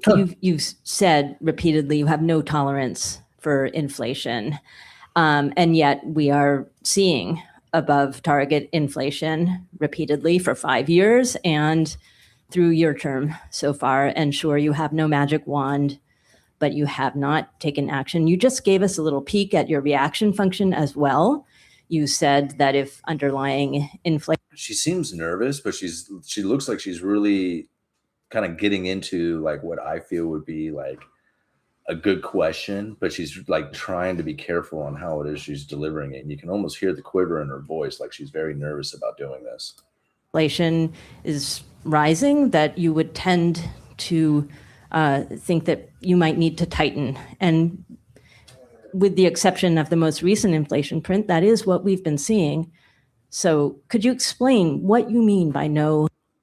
See, like there's a deeper question she would love to ask, and you can tell that she's not doing it. Tolerance for inflation and what you plan to do about it. Sure. So, Ann, I hear from you what I hear more broadly from households and businesses: impatience. Deliver it already. I don't think that's necessarily what she was asking. This is not an excuse. This is a fact. This FOMC, this board has been in business for 8.5 weeks. The patience, the impatience that households and businesses feel have been going on for 63 months. We are on the job. We will deliver. See, this is another thing. Powell in that speech talked about delivering pain to the households and businesses out there. So it's like, you know, for it going on 63 months, and it's like, man, we are really trying not for this to not happen. Powell literally described this happening. Yeah. Are focused like a laser on making sure we can do it. But the suggestion that we're going to be able to do it with our magic wand is one I want to disabuse you and everyone else of. But the discussion in the last 2 days give me more confidence even than I had 8.5 weeks ago. This team that we have at the FOMC, the support that we have from board staff, and the new hard questions we're asking, we need to resolve those. And as we resolve those questions, get smarter on those, we're going to deliver on the remit. You don't have to take my word for it. If you look broadly at market prices, they are certainly not saying all clear, but they are working in concert to keep us on our toes. And they have tightened financial conditions in this intra-meeting period. And that has given us, that has provided us some comfort. Have tightened conditions in the intermediate period. And now I'm assuming that he is talking about when that inflation first fell, and it did restrict the economy for a brief moment here. Like, oh gosh, guys, I just can't help but to do this. Let me bring it up here and get it set up here for you guys real quick, because there was a while back. Where were all those damn graphs that I had posted? We're not doing a screen share yet. No, hold on 1 second, guys. Warsh just looks confused right now on the screen. What does? Warsh. Does it? That's okay. You can be Warsh. That's hilarious. You can be. Okay, this is it right here. Let me bring that up. All right. So let me back this up again real quick. Comfort that have at the FOMC, the support that we have from board staff, and the new hard questions we're asking, we need to resolve those. And as we resolve those questions, get smarter on those, we're going to deliver on the remit. You don't have to take my word for it. If you look broadly at market prices, they are certainly not saying all clear, but they are working in concert to keep us on our toes. And they have tightened financial conditions in this intra-meeting period. Okay. So, oops. Where are we at here? This one. Tightened financial conditions in the intermediate period, right? So now many of you remember this chart that I had come up with. This is the Fisher neutral boundary, R star plus inflation. And now what I'm assuming that he is referring to is this moment right here when inflation fell, but the Federal Reserve still had elevated interest rates on the nominal rates. This was the tightening and restrictions, the intermediate period, as the inflation is falling and the nominal rates were falling. This little situation that I believe is what he was talking about right there. You know? Are you sharing the screen? Oh, did I not share it? I'm not sure. My phone's glitchy. Oops, I'm sorry, guys. Now, this is the chart of the Fisher neutral boundary, and essentially it's R star plus inflation. And now when the inflation was peaking and the Fed funds rate was down, the accommodations were just huge. But then the Fed started raising rates, and when the inflation started to come down, it created a tightening condition within the economy. Now, this is a different metric that they're using, and it shows like they're back into accommodation. But really, if you were to change, you know, the way that you look inflation, or anyway, it doesn't really matter. Ultimately, what the Federal Reserve is now describing is this tightening of financial conditions in this intermediate. What did he refer to it as? Anyhow, if the inflation rises, you're going to go back into this kind of condition, right? Where it will start becoming accommodating again. So we are essentially in that tightened condition, but just barely. All right. Let me bring it back and.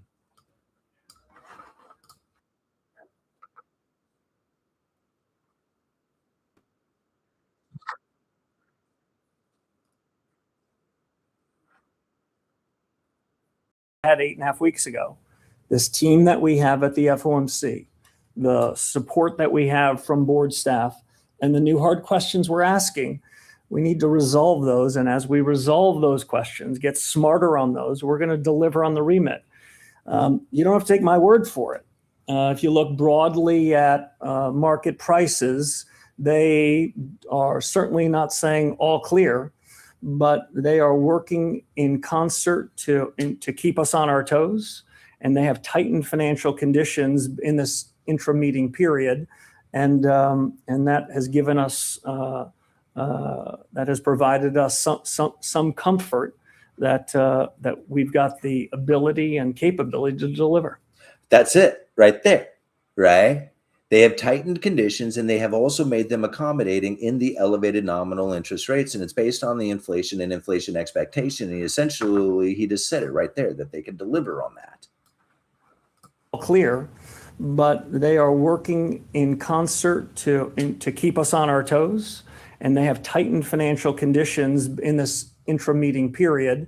And that has given us, that has provided us some comfort.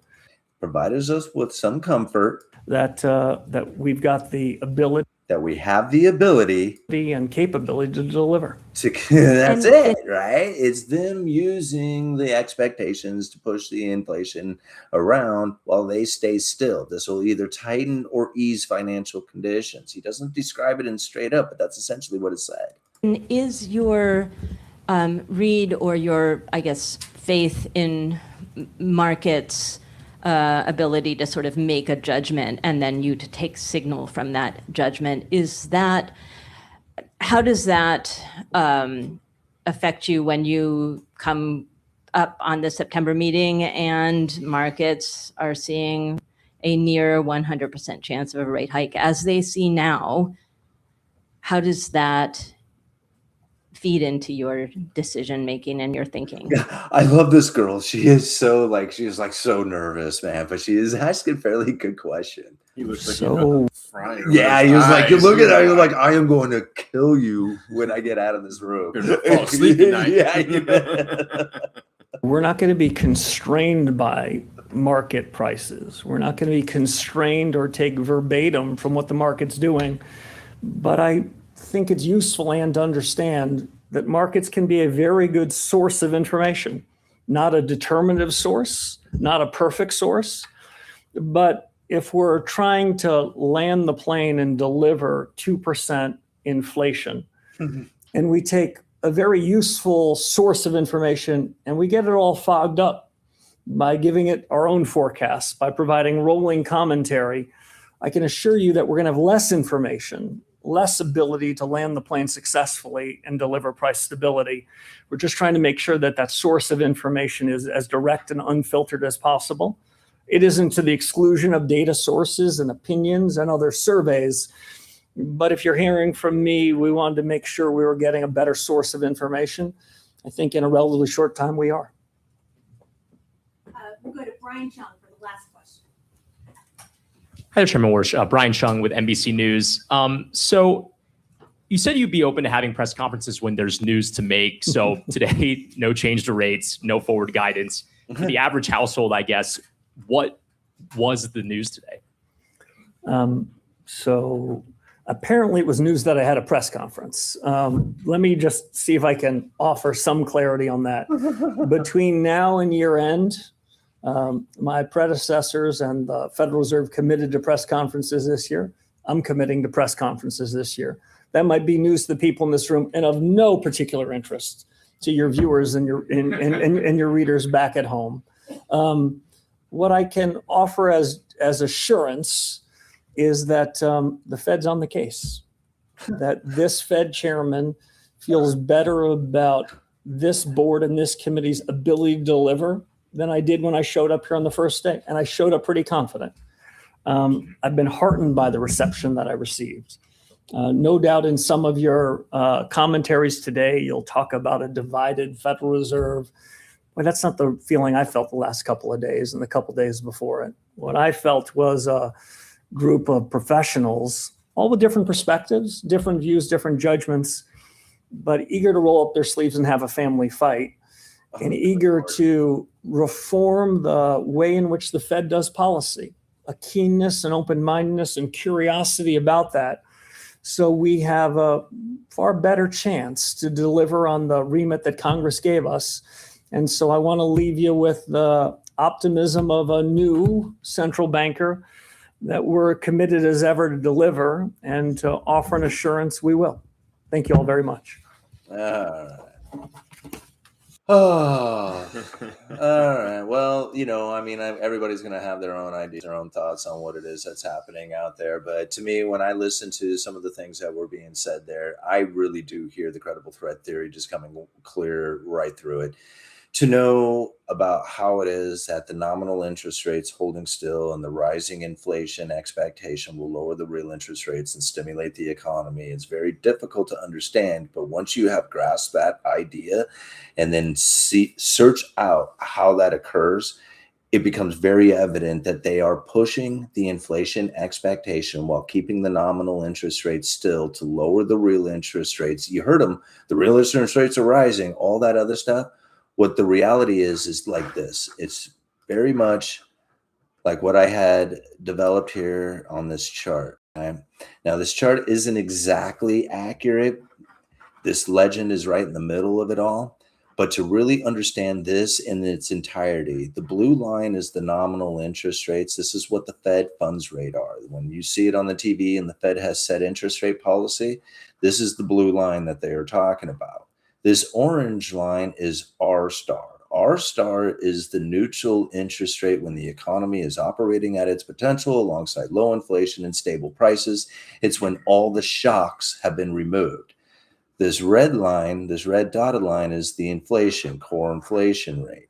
When you add these two together, you come up with the Fisher neutral boundary. This is the nominal neutral interest rate. So this nominal rate, the blue line, would have to be up here at the purple line in order to be neutral. Otherwise, it's stimulating. This right here was an attempt to be stimulating within the economy. This is the accommodation throughout the great financial crisis, zero interest rate policy, inflationary expectations, but it failed to produce an inflationary scenario, right? At least one that was elevated. It stayed here. You got it at 2%, so it just ran barely above 2%. So in order for the Fed to actually stimulate the economy, they would have had to take this nominal rate into negative territory, or the inflationary expectation would have had to have risen. Right? As time went on, we get to the great financial crisis, the ending of that, we go into what do they call this? The autopilot, where the Federal Reserve was trying to neutralize or raise the nominal rate to, what would they call that? Normalize, not neutralize, normalize the situation, right? But something very interesting starts to happen. If you watch this nominal interest rate rising right in this area, the inflation didn't really move much. And what ended up happening is it got ever closer to the nominal interest rate, or I'm sorry, the Fisher neutral interest rate, which is the nominal neutral interest rate. This made the economy far less accommodating than anybody had ever given a consideration for. And this was the problem that we were facing at 2019. We had the markets getting upset. Everybody was losing their mind. Peter Schiff was saying we're about ready to go into a recession. And we really were. If time had continued on, the nominal interest rate staying elevated would have then moved into a restricted position, but instead they started lowering interest rates. So the Federal Reserve back in 2019 started to lower that nominal interest rate to deal with the COVID scenario. And at the same time, the inflationary scenario was taking off, and this made for a huge accommodating position. This is when interest rates, this is when real mortgage rates had gone into negative territory. It was one of the craziest things that had ever happened. And the only time it ever occurred before was back in the 70s. This massive accommodation that had taken place because of the low nominal rates and the high inflationary scenario caused that Fisher neutral rate to be way elevated, way at the top of this chart here. Now the situation is faced where the inflation is falling. You can see that in the red line here, and the nominal rates are not falling as fast. This created that restriction within the economy that slowed the inflationary scenario down. This is the one that he is talking about. So if inflation rises from here, it will move from this restrictive economy back into accommodating. And this is very difficult to realize and see in real time because of so many different components that are not really viewed in the way that the mainstream media would then describe. Like this neutral interest rate of R star is probably one of the most important things to internalize and realize that the Federal Reserve is focused on. Even Warsh was describing it, but he did not mention R star. He mentioned demographics, productivity growth. He mentioned the market's expectation of yields. And this is really the description of R star. So for me, when I listen to what is going on right now with the Fed, I really think, man, the Federal Reserve wants to sit still, raise the inflation expectation, and ease the economic condition by lowering the real interest rates, creating something similar to what had happened back here at the end of 2021 and into early 2022. Maybe to not this extreme level, where they had this huge lower nominal rates and this massive inflation, but something of that kind of idea to the economy. God, man, I babble. Investorize is saying, I think we're about to repeat. Stay on that chart. Oh, I'm sorry. Let me put that back up. Sorry, I think we're about to repeat the same look at that. I think we're about to repeat the same. Look at that you see on the chart starting around 2002 now. Mm-hmm. So if you look at it like right there, it does kind of look, some of the lines are inverse, but the trends are about the same. No. See, now, well, the problem that we face right here, right, is in what we see is that if you think about how low this nominal interest rate was in relation to the inflationary scenario and where it caused the nominal interest rate to be accommodating or to be neutral, this appears to be a very accommodating position. Now, the only problem with this is as the inflation begins to fall, it loses all this accommodation that that is now in this economy. So although it looks huge inside of this big dip inside of it, if you were to lose the inflationary scenario and it starts to fall here, I mean, it's kind of hard to see it inside of this chart because of the nominal rate being moved up during that time right before, the financial crisis took place. There was a slightly restrictive timeline right inside of it. They show it green inside of here when really it should be red and there should be green. So it kind of makes it kind of confusing inside of it. But I could, if you think about when this starts to occur and the inflation starts to fall and the Fed tries to stimulate the economy, there is no real room to stimulate because you got to get this damn new nominal rate far enough below the inflation to then create the stimulating effect that comes from it. So here, you can even see like it didn't really create a stimulating effect because they could not get far enough below R star.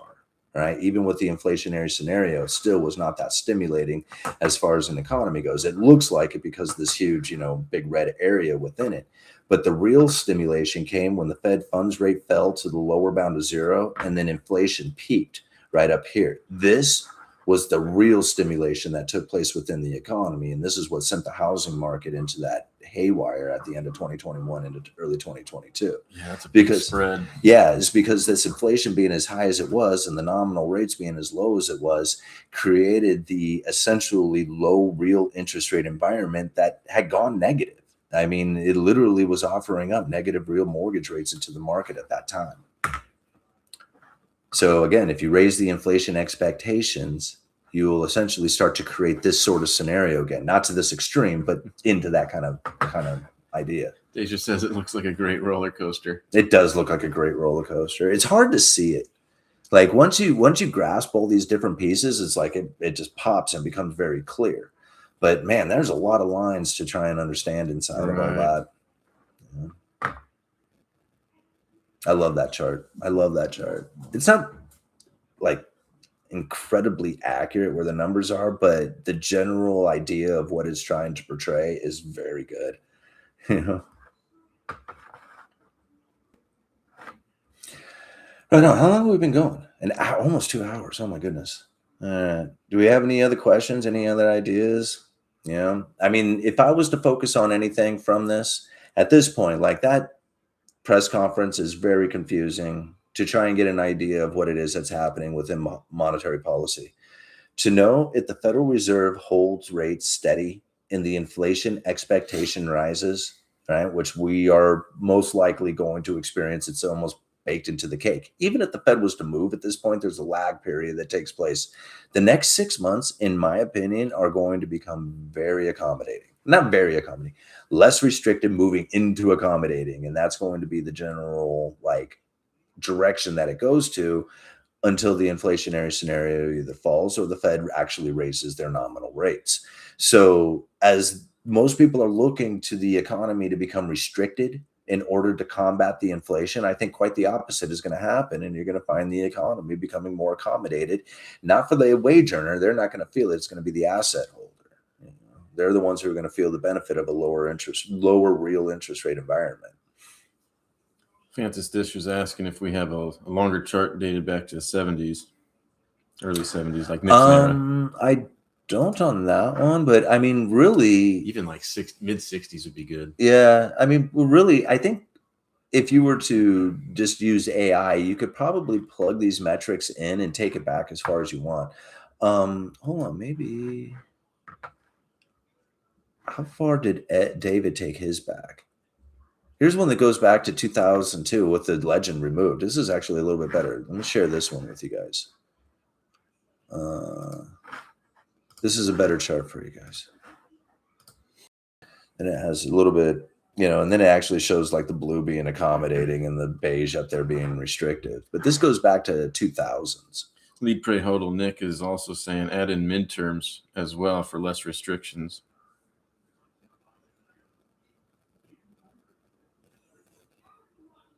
I love this one. God, these charts. This is one that David produced and posted on the community, which is essentially the same one that I had too, but he dated it back further and then removed the legend off of there so you can actually see where those lines went. But I love this area right here. This was where like all the economists were screaming, we're about ready to go into recession, and they were very right. Like it was about there. It was about ready to become very restrictive economy. If the Federal Reserve was to maintain those nominal interest rates elevated like that, it would have then crossed over the top of this neutral Fisher boundary, and it would have been very restrictive at that moment. And you think about it, there's only been like back in 2006 to 7, and then a little bit like, you know, what was it here in 2004? Were the only times that the economy was truly ever really restricted in any kind of significant manner.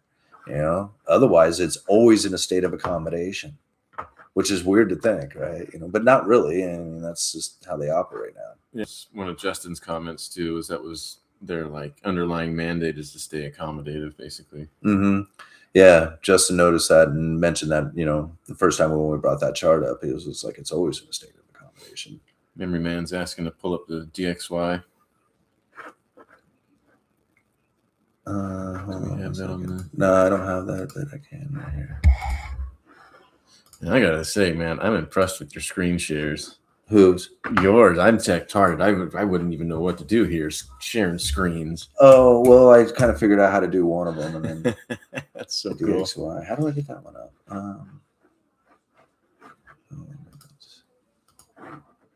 I saw FX on there. I'm assuming it would be in the FX markets. Let's see if I can just make a chart with this. Oh, that's not very big, is it? Hold on here. Where's That looks like today's chart yeah, for a couple hours ago. Last for a couple hours. Looks like we're at 100 though. Yeah, that's like right there, right in range. Oh, there's got to be a better chart here that we can look at. Let me go back on the CNBC. Heading into a less restrictive environment, does that favor the tech sector as a whole? I think honestly, if you're looking at an inflationary scenario that is rising, lowering the real interest rates, I would look towards inflationary commodities, things that move better in an inflationary environment. Like gold is supposed to do.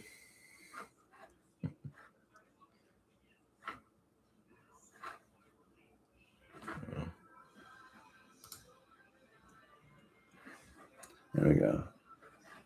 I want to make that screen full.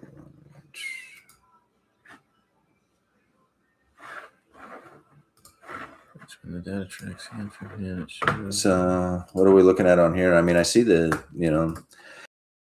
dollar was going to do that bad. People are like, oh man, the dollar's going to crash. The dollar's going to fail, and I look at the dollar and I'm thinking, damn, it's right here. There's only been a couple of times that it's ever been, higher than it is now. I mean, sure, back in the early 80s, it was way up there. And again, like in the late 90s, early 2000s. But, for the most part, the dollar has always been under this position. Like this is the highest it's ever, like 80 to 120. Yeah, Brent Johnson always talks about. Yeah, that's where I'm like, people are like, oh, dude, the dollar's just like everybody hates it. I'm like, I don't know. Compared to a basket of world currency, it seems to be doing quite well. That's a good question. How is R-star calculated in the previous charts and previous graphs, prior graphs? How does the Federal Reserve come up with R-star? Gotta be looking backwards, right? Okay, so R-star. R-star is where the Federal Reserve nominal interest rates would be once all the shocks have been removed from the system. It's where the Federal Reserve would be if the economy was operating at its potential alongside low inflation, stable prices, and full employment. This is very arbitrary. Like what's full employment? What's low and stable prices? These are questions that are not easily determined and say, how do they calculate this? I don't even think the Federal Reserve knows exactly how to calculate this. And in fact, they have a couple of different metrics for coming up with R-star as far as the estimates of where R-star is. And even within their own estimates, they're saying it's somewhere between 0.5% and 1.5%. And even that is kind of like a general view. So who knows? R-star could be 0 to 2%. Somewhere in there, and nobody knows exactly where it is. And when I think about it, it's just like, man, if I have to take this into consideration, then R-star is probably somewhere around 1 to 1.5%. And I just kind of go with that number. I don't know if that's right.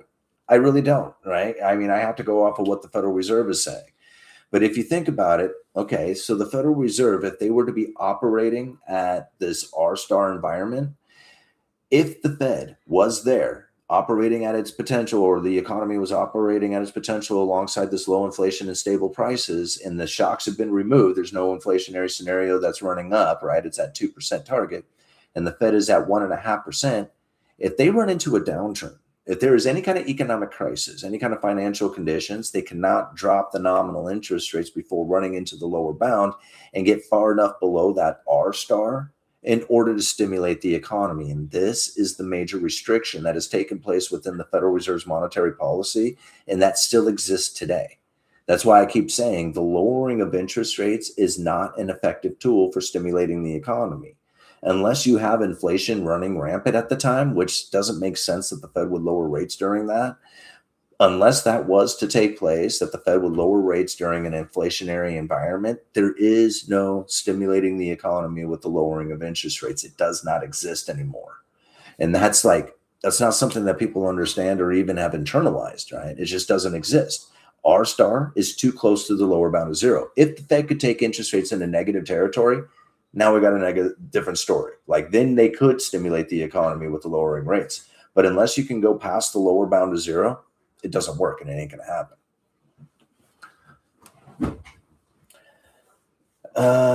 That's the big takeaway from that chart.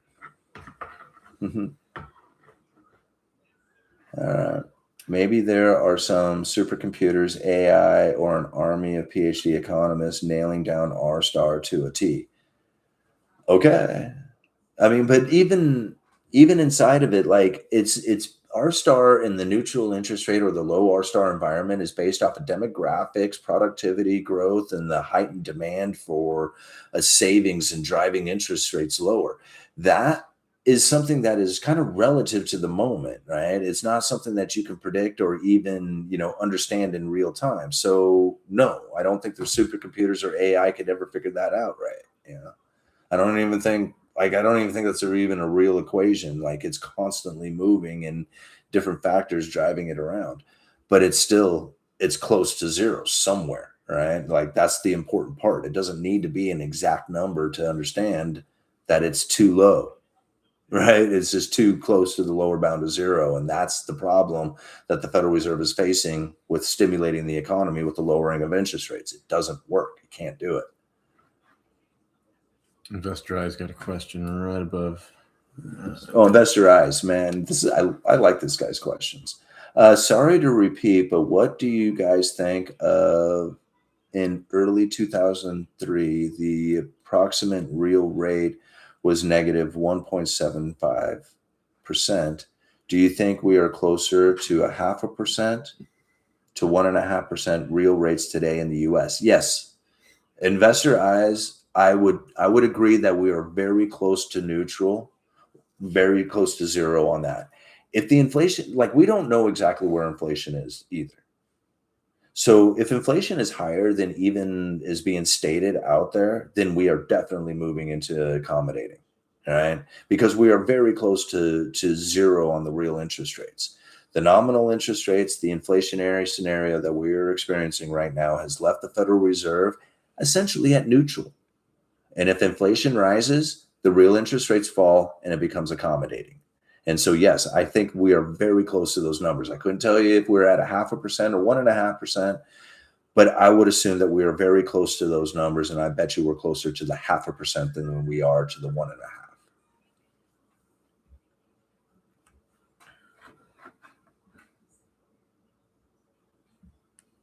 I don't see them, Justin.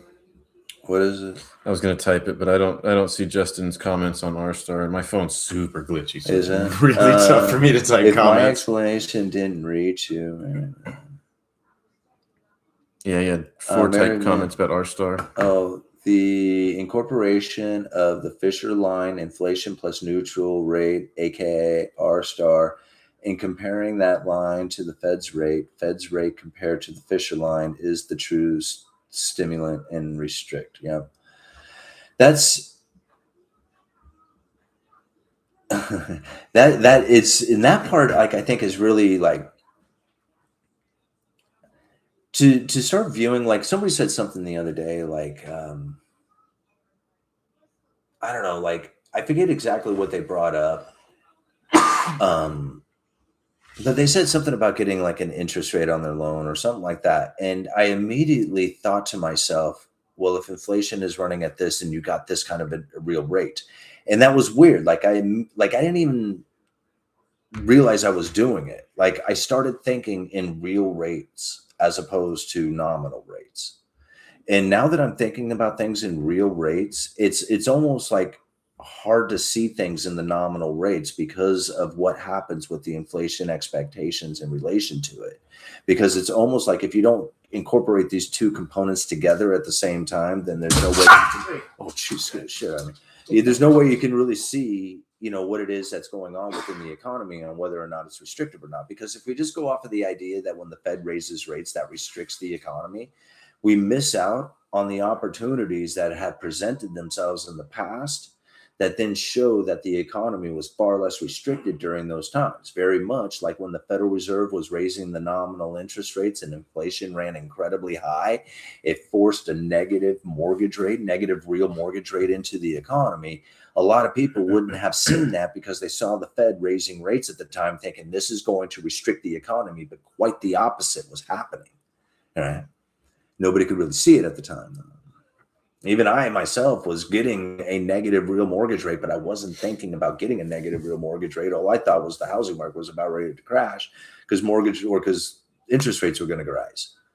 But I wasn't thinking, man, if interest rates don't rise at a pace that is higher than the inflation, then the real rates go negative. And that's what ended up occurring.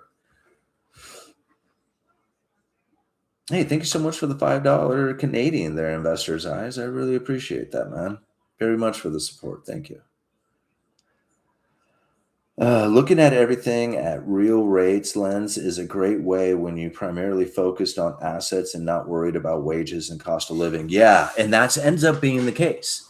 If you're a wage earner, you're probably not going to look at the real rates. You're going to look at the nominal rates because that's what's going to be important, right? How much you're going to pay on your loan? How much, you know, how much is the inflation going to be? Like these are the important numbers are the nominal rates. But when you are an investor, it's the real rates that are important. And the nominal rates are far less important if you're not comparing it to the inflationary scenario at the time. And so those two become the important, you know, focus. And they're an important focus for the wage earner, but in the opposite way.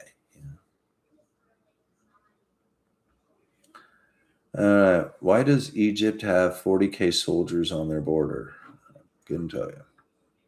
But that's hard for the general public to digest. They are more concerned about how much it costs to fill a tank versus what the real interest rates are. Yeah, and that's exactly right, and that is very true. You know, and to try and make the real rates more important is only going to be important for somebody who's wanting to become an asset holder. If you're not wanting to be an asset holder, you're not going to make that important.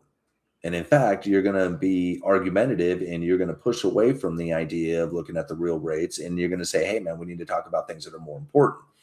And that's going to end up being the wage earner point of view of it. When we start taking it in that it's important to look at the real rates, why? It's because we want to be asset holders and we want to get into the appropriate assets. Right? And that's why looking at the real rates becomes important for the asset holder and not for the wage earner. And if the wage earner is saying, no, that's not important, it's because they don't want to be an asset holder. They may say they want to, but the reality is they don't because they're looking at the economy and saying, hey, we need to look at these nominal rates and deal with these nominal rates in a way that I can now live my life appropriately. Right? That's the wage earner point of view, and they'll never take advantage of the low real rate environment when it occurs. Investor Eyes has another good one. What does it say? You know something? I've noticed local car dealerships offering 0% over 72-month financing again. That's like a -3 real percent interest rate. What do you think will happen to new vehicle prices?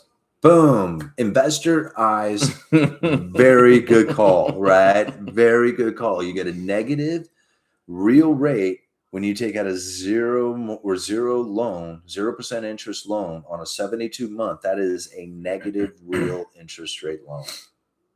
That is so true, Investors Eyes.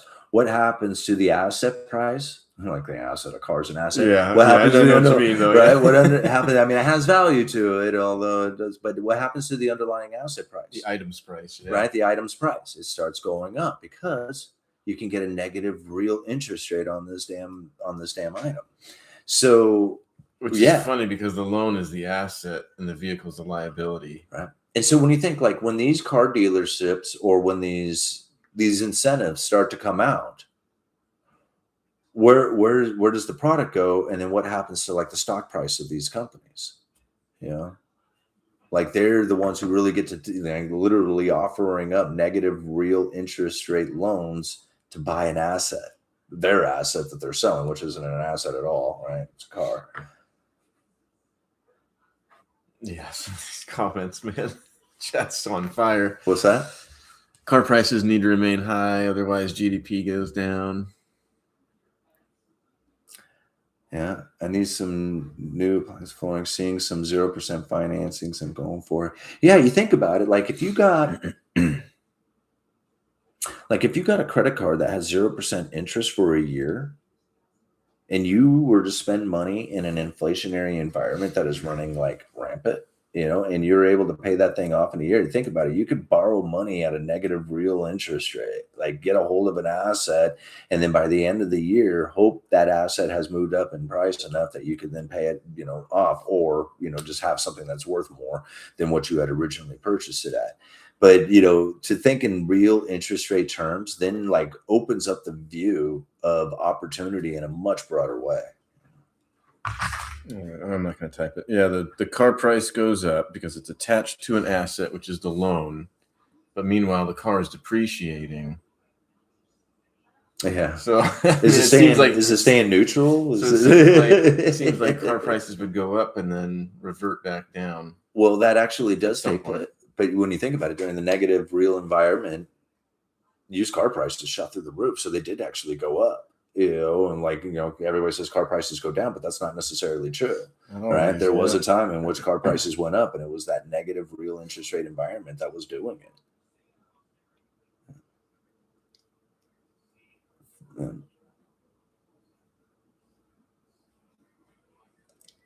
Give them a reason to transition to make tanks too, or military vehicles, which those companies have already transitioned to. The car loan deal is aimed at getting a wage earner in the car. Yeah, I agree with that. Like, yeah, it really is, because like most people who have the money probably aren't necessarily worried too much about the loan. You know, the only person who's really worried about the loan is the wage earner. And you're right, those low interest rates are about getting them into it.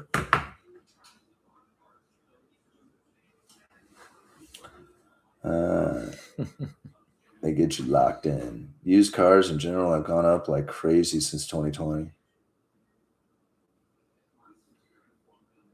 Yeah, I don't think I'd get anything new either. Not with a computer. I'd want something pretty not digital. What's the opposite of digital?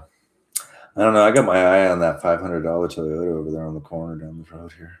It's been sitting there for a week. It's been sitting there for a week. Calling your name. Like, I know it totally is too. Analog. Yeah, thank you. Justin is like the smartest dude on here. He always knows like what we're like, dude. This is what you're trying to say, man. Yeah, he doesn't destroy himself like we did. Yeah, it was like, okay, man, you're kind of bad. Let me tell you what you're trying to say. You know, it's like, oh man, that's exactly right.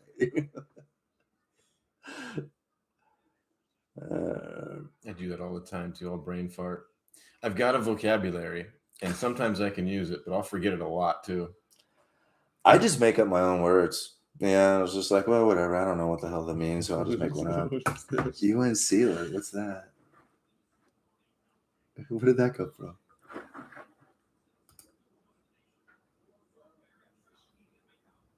These names, I got to try to type that out. Yeah, thank you. What is that? Clopod. I'm so bad at this. Thank you so much for the gift. That's why I abbreviate a lot. It's too much typing. Yeah.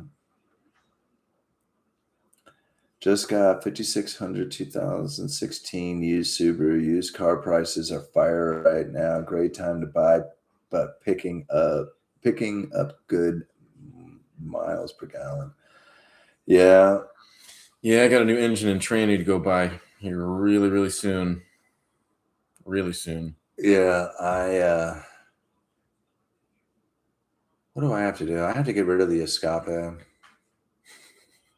I got to fix I got a vacuum assist leak for the brake. So it's like, it's kind of really hard to brake the truck. Oh, yeah. So it's just like, it's really funny because like at first it's like, whoa, like, it's like really easy. It brakes kind of normal at first, but then it's like really hard to brake. It's like those instantaneous to manual brake. And it's like, whoa, I mean, the truck slows down, but dang, it's hard to drive it. All right, cars are such a pain in the ass. They sure are, especially old cars. Yeah, I definitely want to avoid those computers, though. Volkswagen diesel cars are where it's at if you're after miles per gallon. Escapes in PDX are great prices. Yeah, the only problem with the Escapes, the Ford Escapes, is that they have incredibly fragile transmissions in them. And, there's so many of them out there that have blown the transmissions out of just, a few, like just over 100,000 miles. And it's the wrong style of transmission to put in a vehicle like that. Like they're already kind of like, kind of soccer mom kind of vehicles to begin with, but they're kind of with the idea that you're supposed to be able to take them off road. It's like the Escape, like, somewhat off-road kind of capabilities. Other than a gravel road, I can't imagine you using this thing other for off-road, but that's kind of like the idea behind it. But they put a transmission in it that they put in like a Jaguar, right? It's like the same type of transmission. So it's not like really meant for like towing and off-road or stuff like that. And so if you use it for any kind of real purpose, any kind of rugged purpose, then you probably just end up destroying the transmission because it's not really meant for that.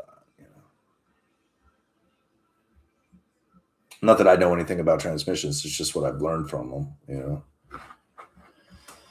from that particular vehicle. Which is weird to think that they would put the same transmission out of a Jaguar that they put in this damn Escape. It's just like,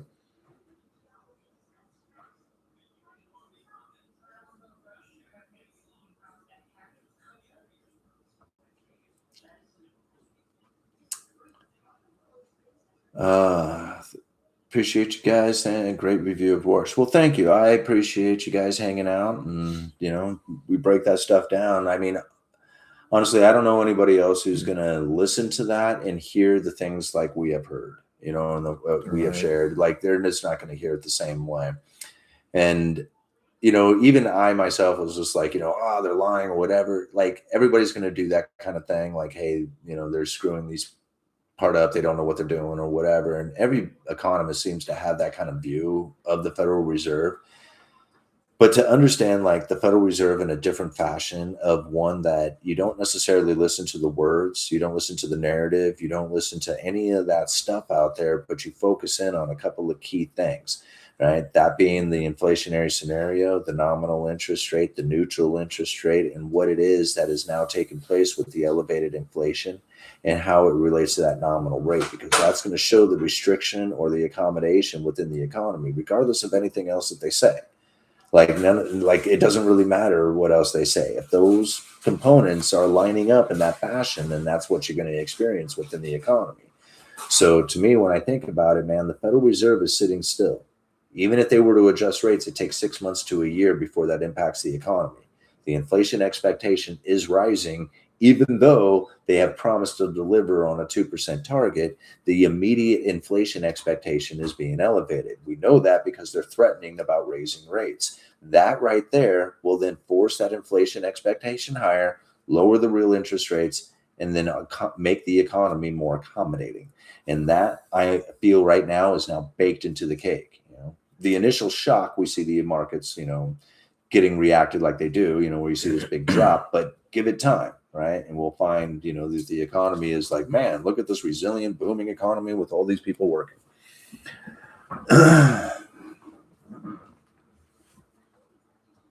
Where's the 10-year right now? I don't know, 4.6. I haven't looked. I haven't even seen any 4.7 volatility in it. Dang. I mean, what was it in March? It was down at 4, so 4.7. So that's a pretty decent rise in the yield. But Yeah. Let's take it back to a 5-year chart. I mean, it just bounces between 3.5 and 4.5. It's not like it's a dramatic move like 2022. It was down at 1 all the way up. And I mean, for years, how long did it stay down? I mean, it stayed down here for a very long time. See, this is what's crazy is like from the early 80s, it was a constant, like just steady decline in interest rates all the way to zero. This is neo-Fisherism. 2020, yeah. Yeah. Oh, wait a minute. I guess I need to share this. Sorry, guys. Oh, shit. Yeah, we're not sharing it. We're the old niner. We were having our own little Sorry, guys. But you can see here in the early 80s that, it was quite elevated and it was this constant downward trajectory on interest rates until it finally hit the lower bound of zero, or finally hit zero. This wasn't the lower bound. This was nominal, or this was treasury rates or yields. But something interesting about that is that neo-Fisherism predicted this, right? Predicted this exact thing till it finally reaches zero. And then they knew that they would have to then essentially flip the script and leave interest rates, nominal rates elevated in order to start pulling the inflation higher, because every time they lowered rates, the inflation would fall. They would lower rates, inflation would fall, lower rates, inflation would fall until they finally got to zero. They're like, crap. Now they got to raise nominal rates and inflation rises, raise the nominal rates and interest rate rises. And this is what we're probably going to experience going into the future, is the constant increase of nominal rates and inflation in these, basically the returning of the financial conditions in which that monetary adjustments would actually stimulate the economy again. But, that's a long road to go down. Oops. To think like, come on, start backing up. To think from the early 80s here, how long it took to get all the way to, down to the lower zero area, how long it's going to take to move back up to the higher interest rate environment again. If that's where they go to. I mean, I don't know. But that's like evidence of neo-Fisherism right there taking place. Lower rates, lower inflation, lower rates, lower inflation, lower rates, lower inflation, until you finally can't do it anymore.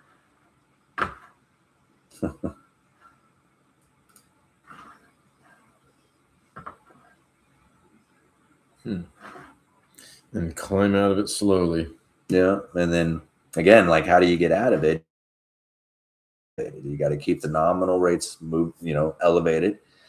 If you do that, the first thing you do when you raise nominal rates is you destroy the economy, because everything crashes, right? Everybody was like, oh man, there's a horrible event taking place with these higher rates. It's going to slow the economy down. But over time, if those nominal rates stay elevated, it starts pulling the inflation higher. That's that neo-Fisherism, where we can almost see it start to take place here, after 2020, and then moving into like 2022, 2023, it flattens out. This is essentially the nominal interest rate staying elevated and pulling that inflation higher. Yeah. This is what I predict taking place going, oops. Stop sharing. Where am I at here? This is the one I'm supposed to be on.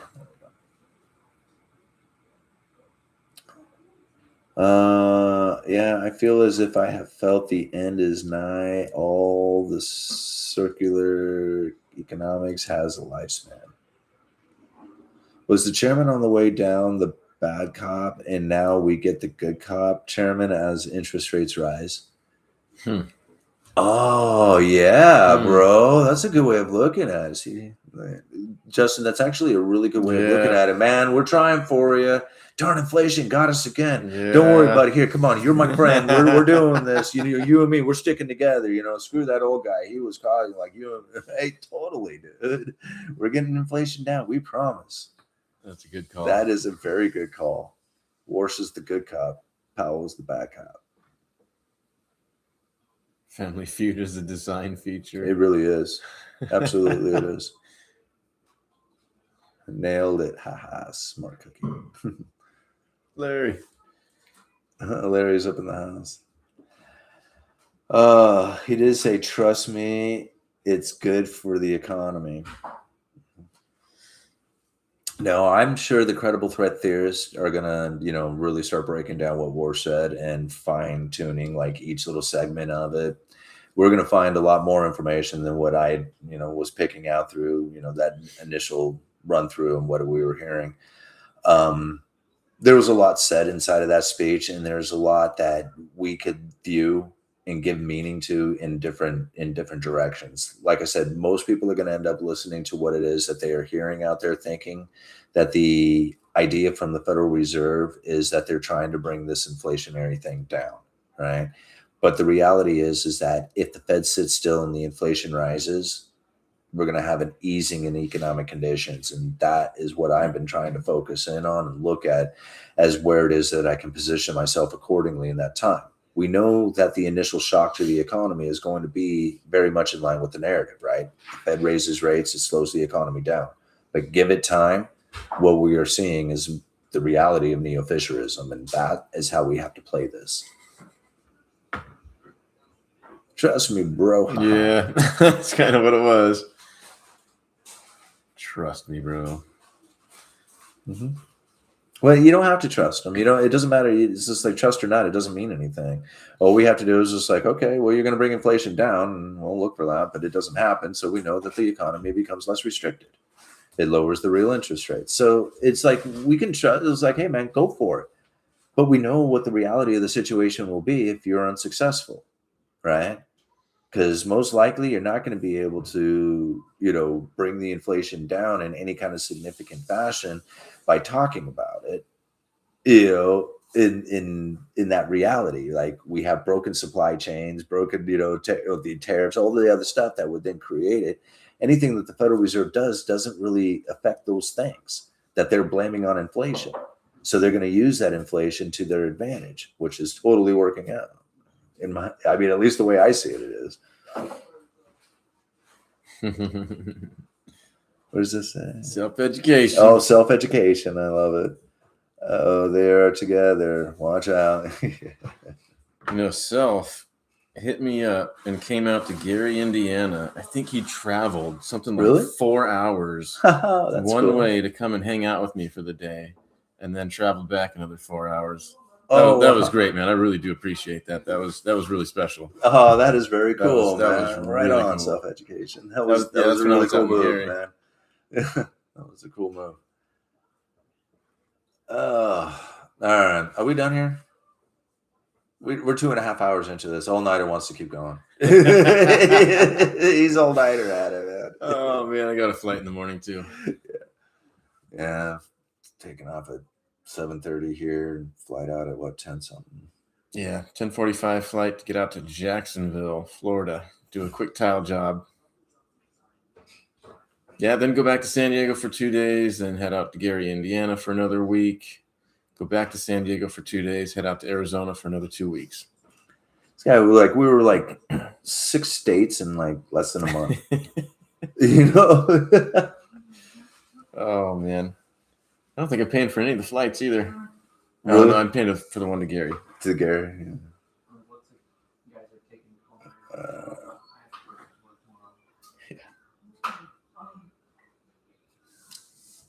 Oh.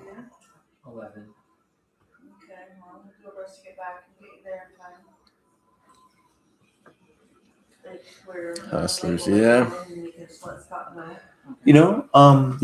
Just let them know that we might be a little bit late, but I think we'll probably get back fairly close. So, yeah. Just be ready to go when we get back. Yeah. All right. Mac's worried. He's Mac got a job and doing some piecework, rolling out some coins for the coin guy, and he was just wanting to make sure that he can make it to the job on time.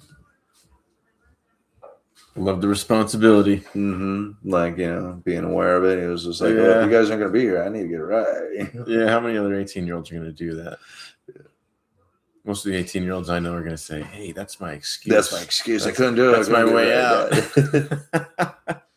Oh, man, it's funny being in the trades. I saw so many people work harder at trying to get out of the labor than they would have actually done just doing the labor and getting the job done and getting the attaboys and the accolades. Yeah, whatever. Shoot yourself in the foot. Makes me look better. It is so funny. There's this kid that I know, and I've seen him work he works construction now, but he worked the Mini Mart, and he worked at one of the dispensaries and stuff like that. And, this kid always always was doing something. I had never walked into the mini mart or someplace that he wasn't like doing something.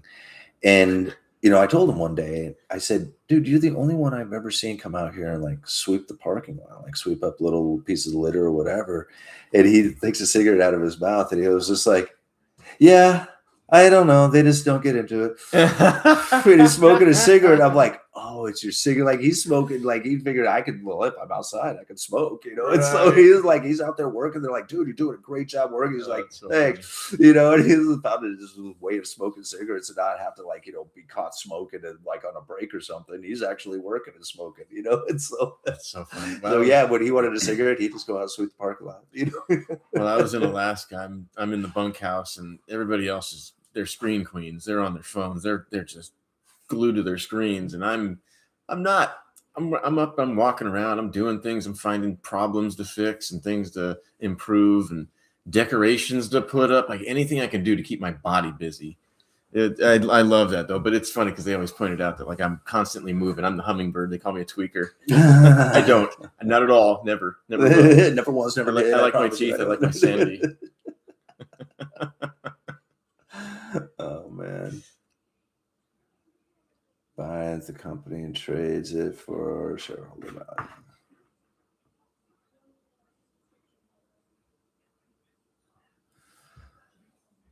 $42 people still watching. That's cool.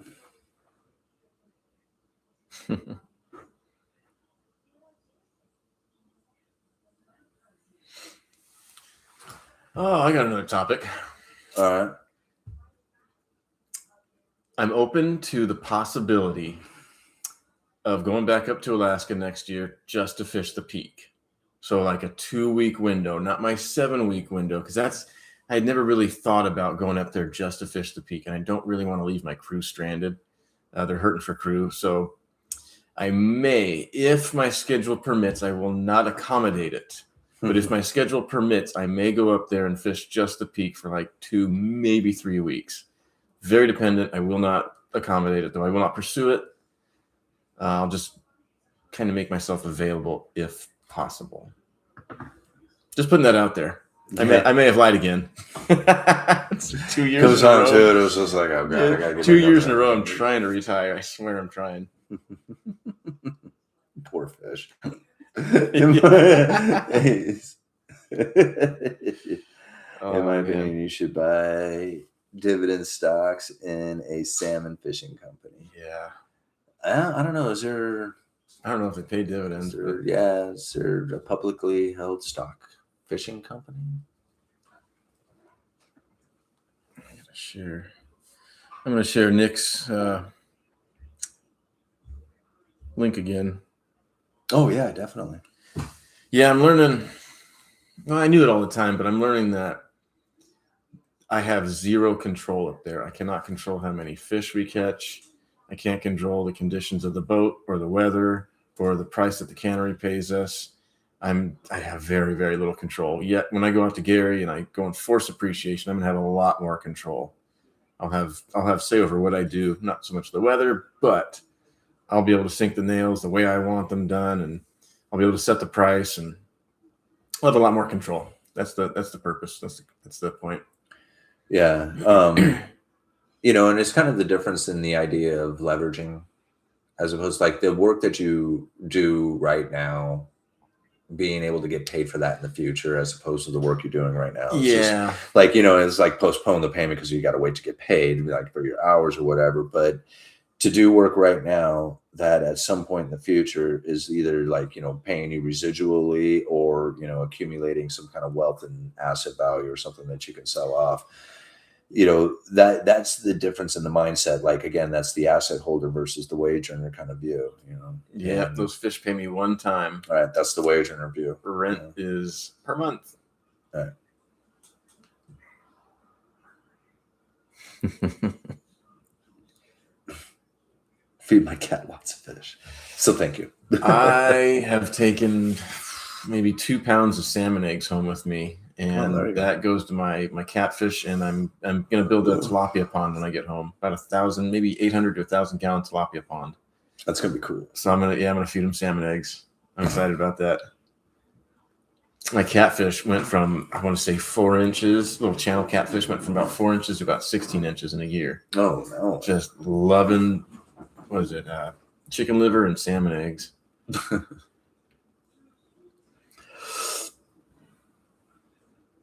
Salmon eggs, we'd be using this for steelhead fishing. Yeah, I'll put my salmon eggs into some pantyhose and then just put a hook through the pantyhose so they stay on. Oh, dude. Sink those down in San Diego Bay and catch bat rays and shovel-nosed shark and all manner of creatures down there. Lobster. Everything's going to hit those salmon eggs. Oh, they love them. Like they've had them before. Like they do. You know, it's funny. Like, I mean, not that I've ever seen it, but watching the videos of the bears catching those salmon and then they're ripping them open and then just eating the eggs and that's it. It's just like, wow. You know, it's just... Oftentimes the seals will just take the heads off the fish. Oh, yeah. Which is cool because then we can actually still sell the body as long as it's not too jacked up. The processors don't like it because the fish fillet lines, they don't, you know, they have blades. They don't do it manually. Right. The little women have to do it manually if they don't have a head. And then even still, like I watch those filleters and they usually, it's like those guys work so slick and so fast and so smooth. But if you watch them, they really control the fish by sticking a finger in the fish's eye. Mm-hmm. Right. And that's like, you know, that's how they hold on to the fish is like literally right in the eye itself. So if it doesn't have the head, it's like really slippery. Yeah. And, you know, in fact, at Peter Pan, our previous cannery, there was fish cleaning stations on the dock and there would be 16 penny nails so that you could just shove the fish, right on it. Yeah. And then, yeah, boy, watching those guys do the fillet lines like down here, you know, cutting up the, you know, like the, you know, sole or flatfish or whatever. Man, it is just like such a smooth and even. It's just like they don't even. It's like not a smooth. Like every slice of it is just like with intent and perfectness, you know. And it's just like because every fillet has to be worth a lot of money. They got to get the most meat off of it, and so these guys are just so good, you know. And of course, after you do 10,000 fish, you know, it's just like. You know. I try to get my fillets as nice as possible. A whole fish is easiest. Mm-hmm. I start on the starboard side, on the right side of the fish, and then I'll flip it over to port side, and I'll start at the tail. And I know that with my index finger, I've got to manipulate the belly up because half that fish is gone now. So I actually curl the fish a little bit to give it that domed effect again, and then push up with my finger and curl things around, and then I manipulate the angle of the knife, and oh my goodness. I'm getting a lot better at it. Yeah. I'm getting a lot better at it. And I watched this 18-year-old girl downtown and sliced them fish up like she had done 10,000. But it was just like, oh, God, she didn't know. She's like, even like, you know, I watched her like flicking the sea lice off. Like, you know, she's like, I mean, it was just like so natural, like just pinking them off, you know. And I'm like, wow, yeah. Like, I didn't even see it was there, you know. She's like, there's another one. Think, you know. Yeah, it's funny. I'll fillet the fish and then I'll see the worms coming out of them. Yeah, they have parasites inside them. It's just natural. I've seen it. Yeah, and yeah, they'll come creeping out. It's a trip, man. About the size of a sewing needle. Yeah, yeah. The same color as the flesh. Yeah. Once the host is cut, man, and dead, they don't like it in there. I know.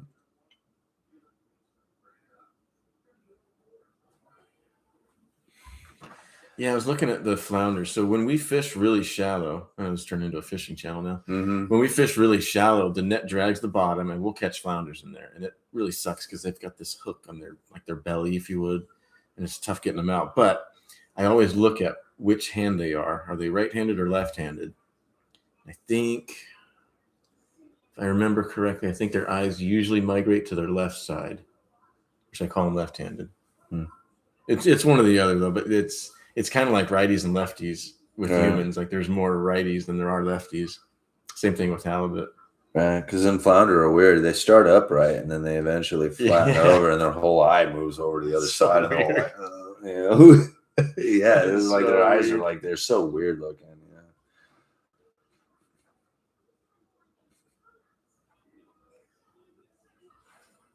If you eat meat, probably have parasites. Yeah, they're good once they're frozen or cooked thoroughly to like, I don't know, 150 or something like that.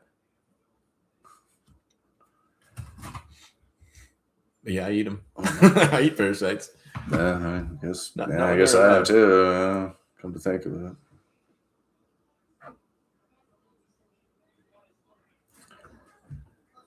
I think we're done here. Yeah, 10 o'clock. 10 o'clock. 2.5 hours into it. Breakdown of Warsh's speech. Oh, Ben's just getting here. Sorry, Ben. Sorry, Ben. Yeah, I can see you. Yeah, Ben. we can see you, man. Thanks for being here. But yeah, we're about ready to end this thing. Yeah, I gotta take a shower. Yeah. It's been 2 months. I'm kidding. It's been 2 days though.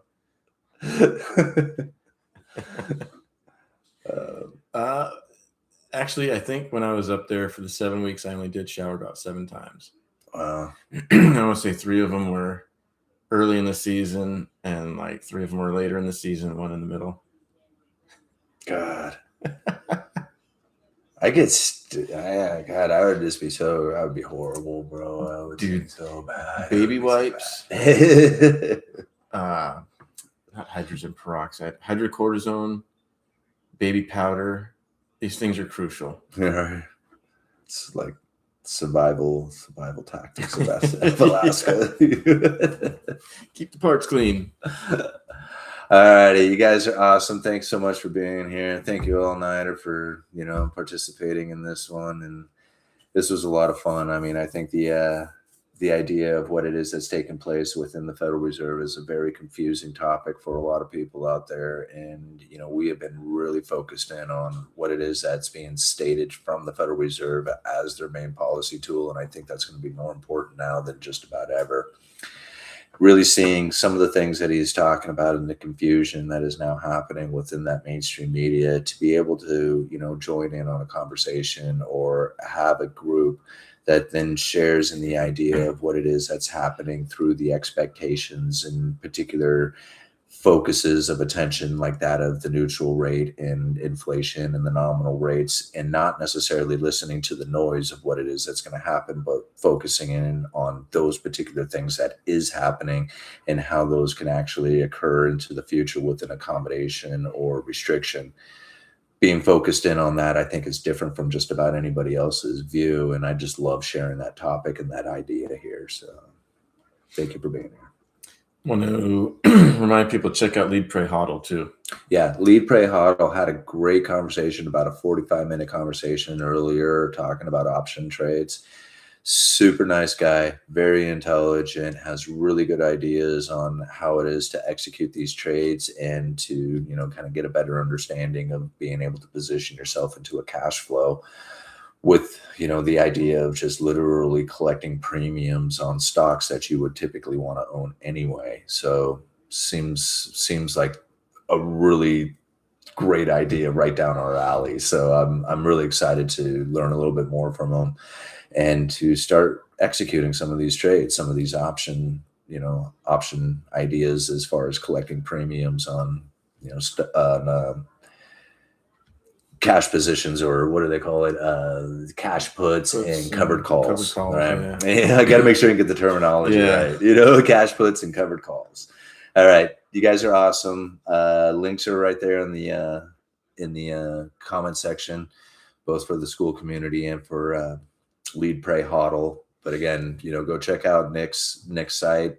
Show him some love, give him a like and subscribe. Tell him that the Uneducated Economist sent you. Yeah. Tell him that All Nighter sent you from the Uneducated Economist. There you go. and that, options are dangerous if you don't know what you are doing, so be careful. Yeah. Yes, Ben, you're absolutely right. And just like a lot of things out there, there's stuff that you just don't know, right? And so as much research as you do, you're gonna make mistakes, and you're gonna kind of screw things up. That's why having a good mentor of somebody who is already doing it is great to have on your team. And that's where Lead, Pray, Hodl is coming in, right? He's going to be our mentor in this, because this is what he's doing right now. This is his gig. So, look for advice, look for questions, follow his channel. He's still growing, so his community is still fresh, and you can be on the ground floor of it. So, here's your ticket to get in on a good community, to, understand these option trades in a better way to collect these premiums. Because, we're all looking for cash flow, right? We're all looking for a way that we can collect that money. The simplest, easiest way. And sometimes things like these option trades just get overlooked because we just don't understand it, right? We just fail to grasp the idea of what it is that's happening there. Once we start getting clued in on it, it starts opening up those possibilities. And again, by having a good mentor in the game, we have somebody we can ask questions of, and hopefully get a better idea on how to position ourselves with this.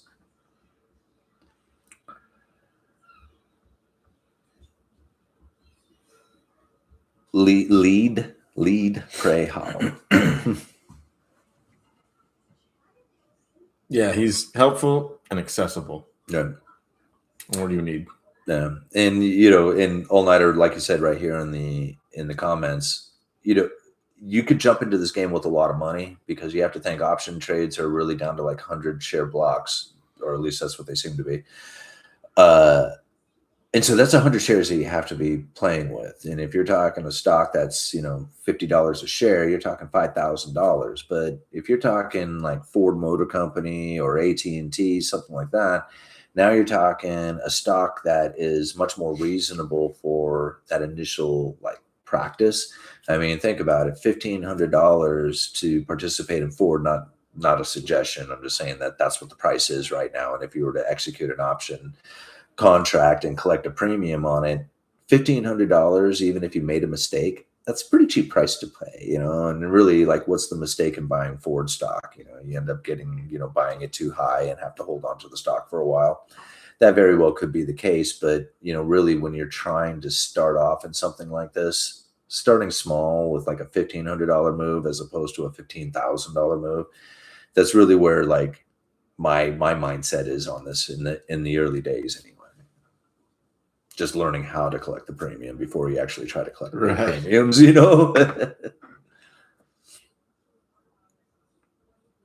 No, you guys are awesome. Thank you for being here. Thank you for hitting that thumbs up button. Thank you for all the support and everything you do for the Uneducated Economist. And thank you for joining the school community. Again, our next webinar will be Saturday, where we will be talking all things economics, especially that of probably Warsh's recent comments here. I'm sure that'll probably be a hot topic to be on. So I'm looking forward to that.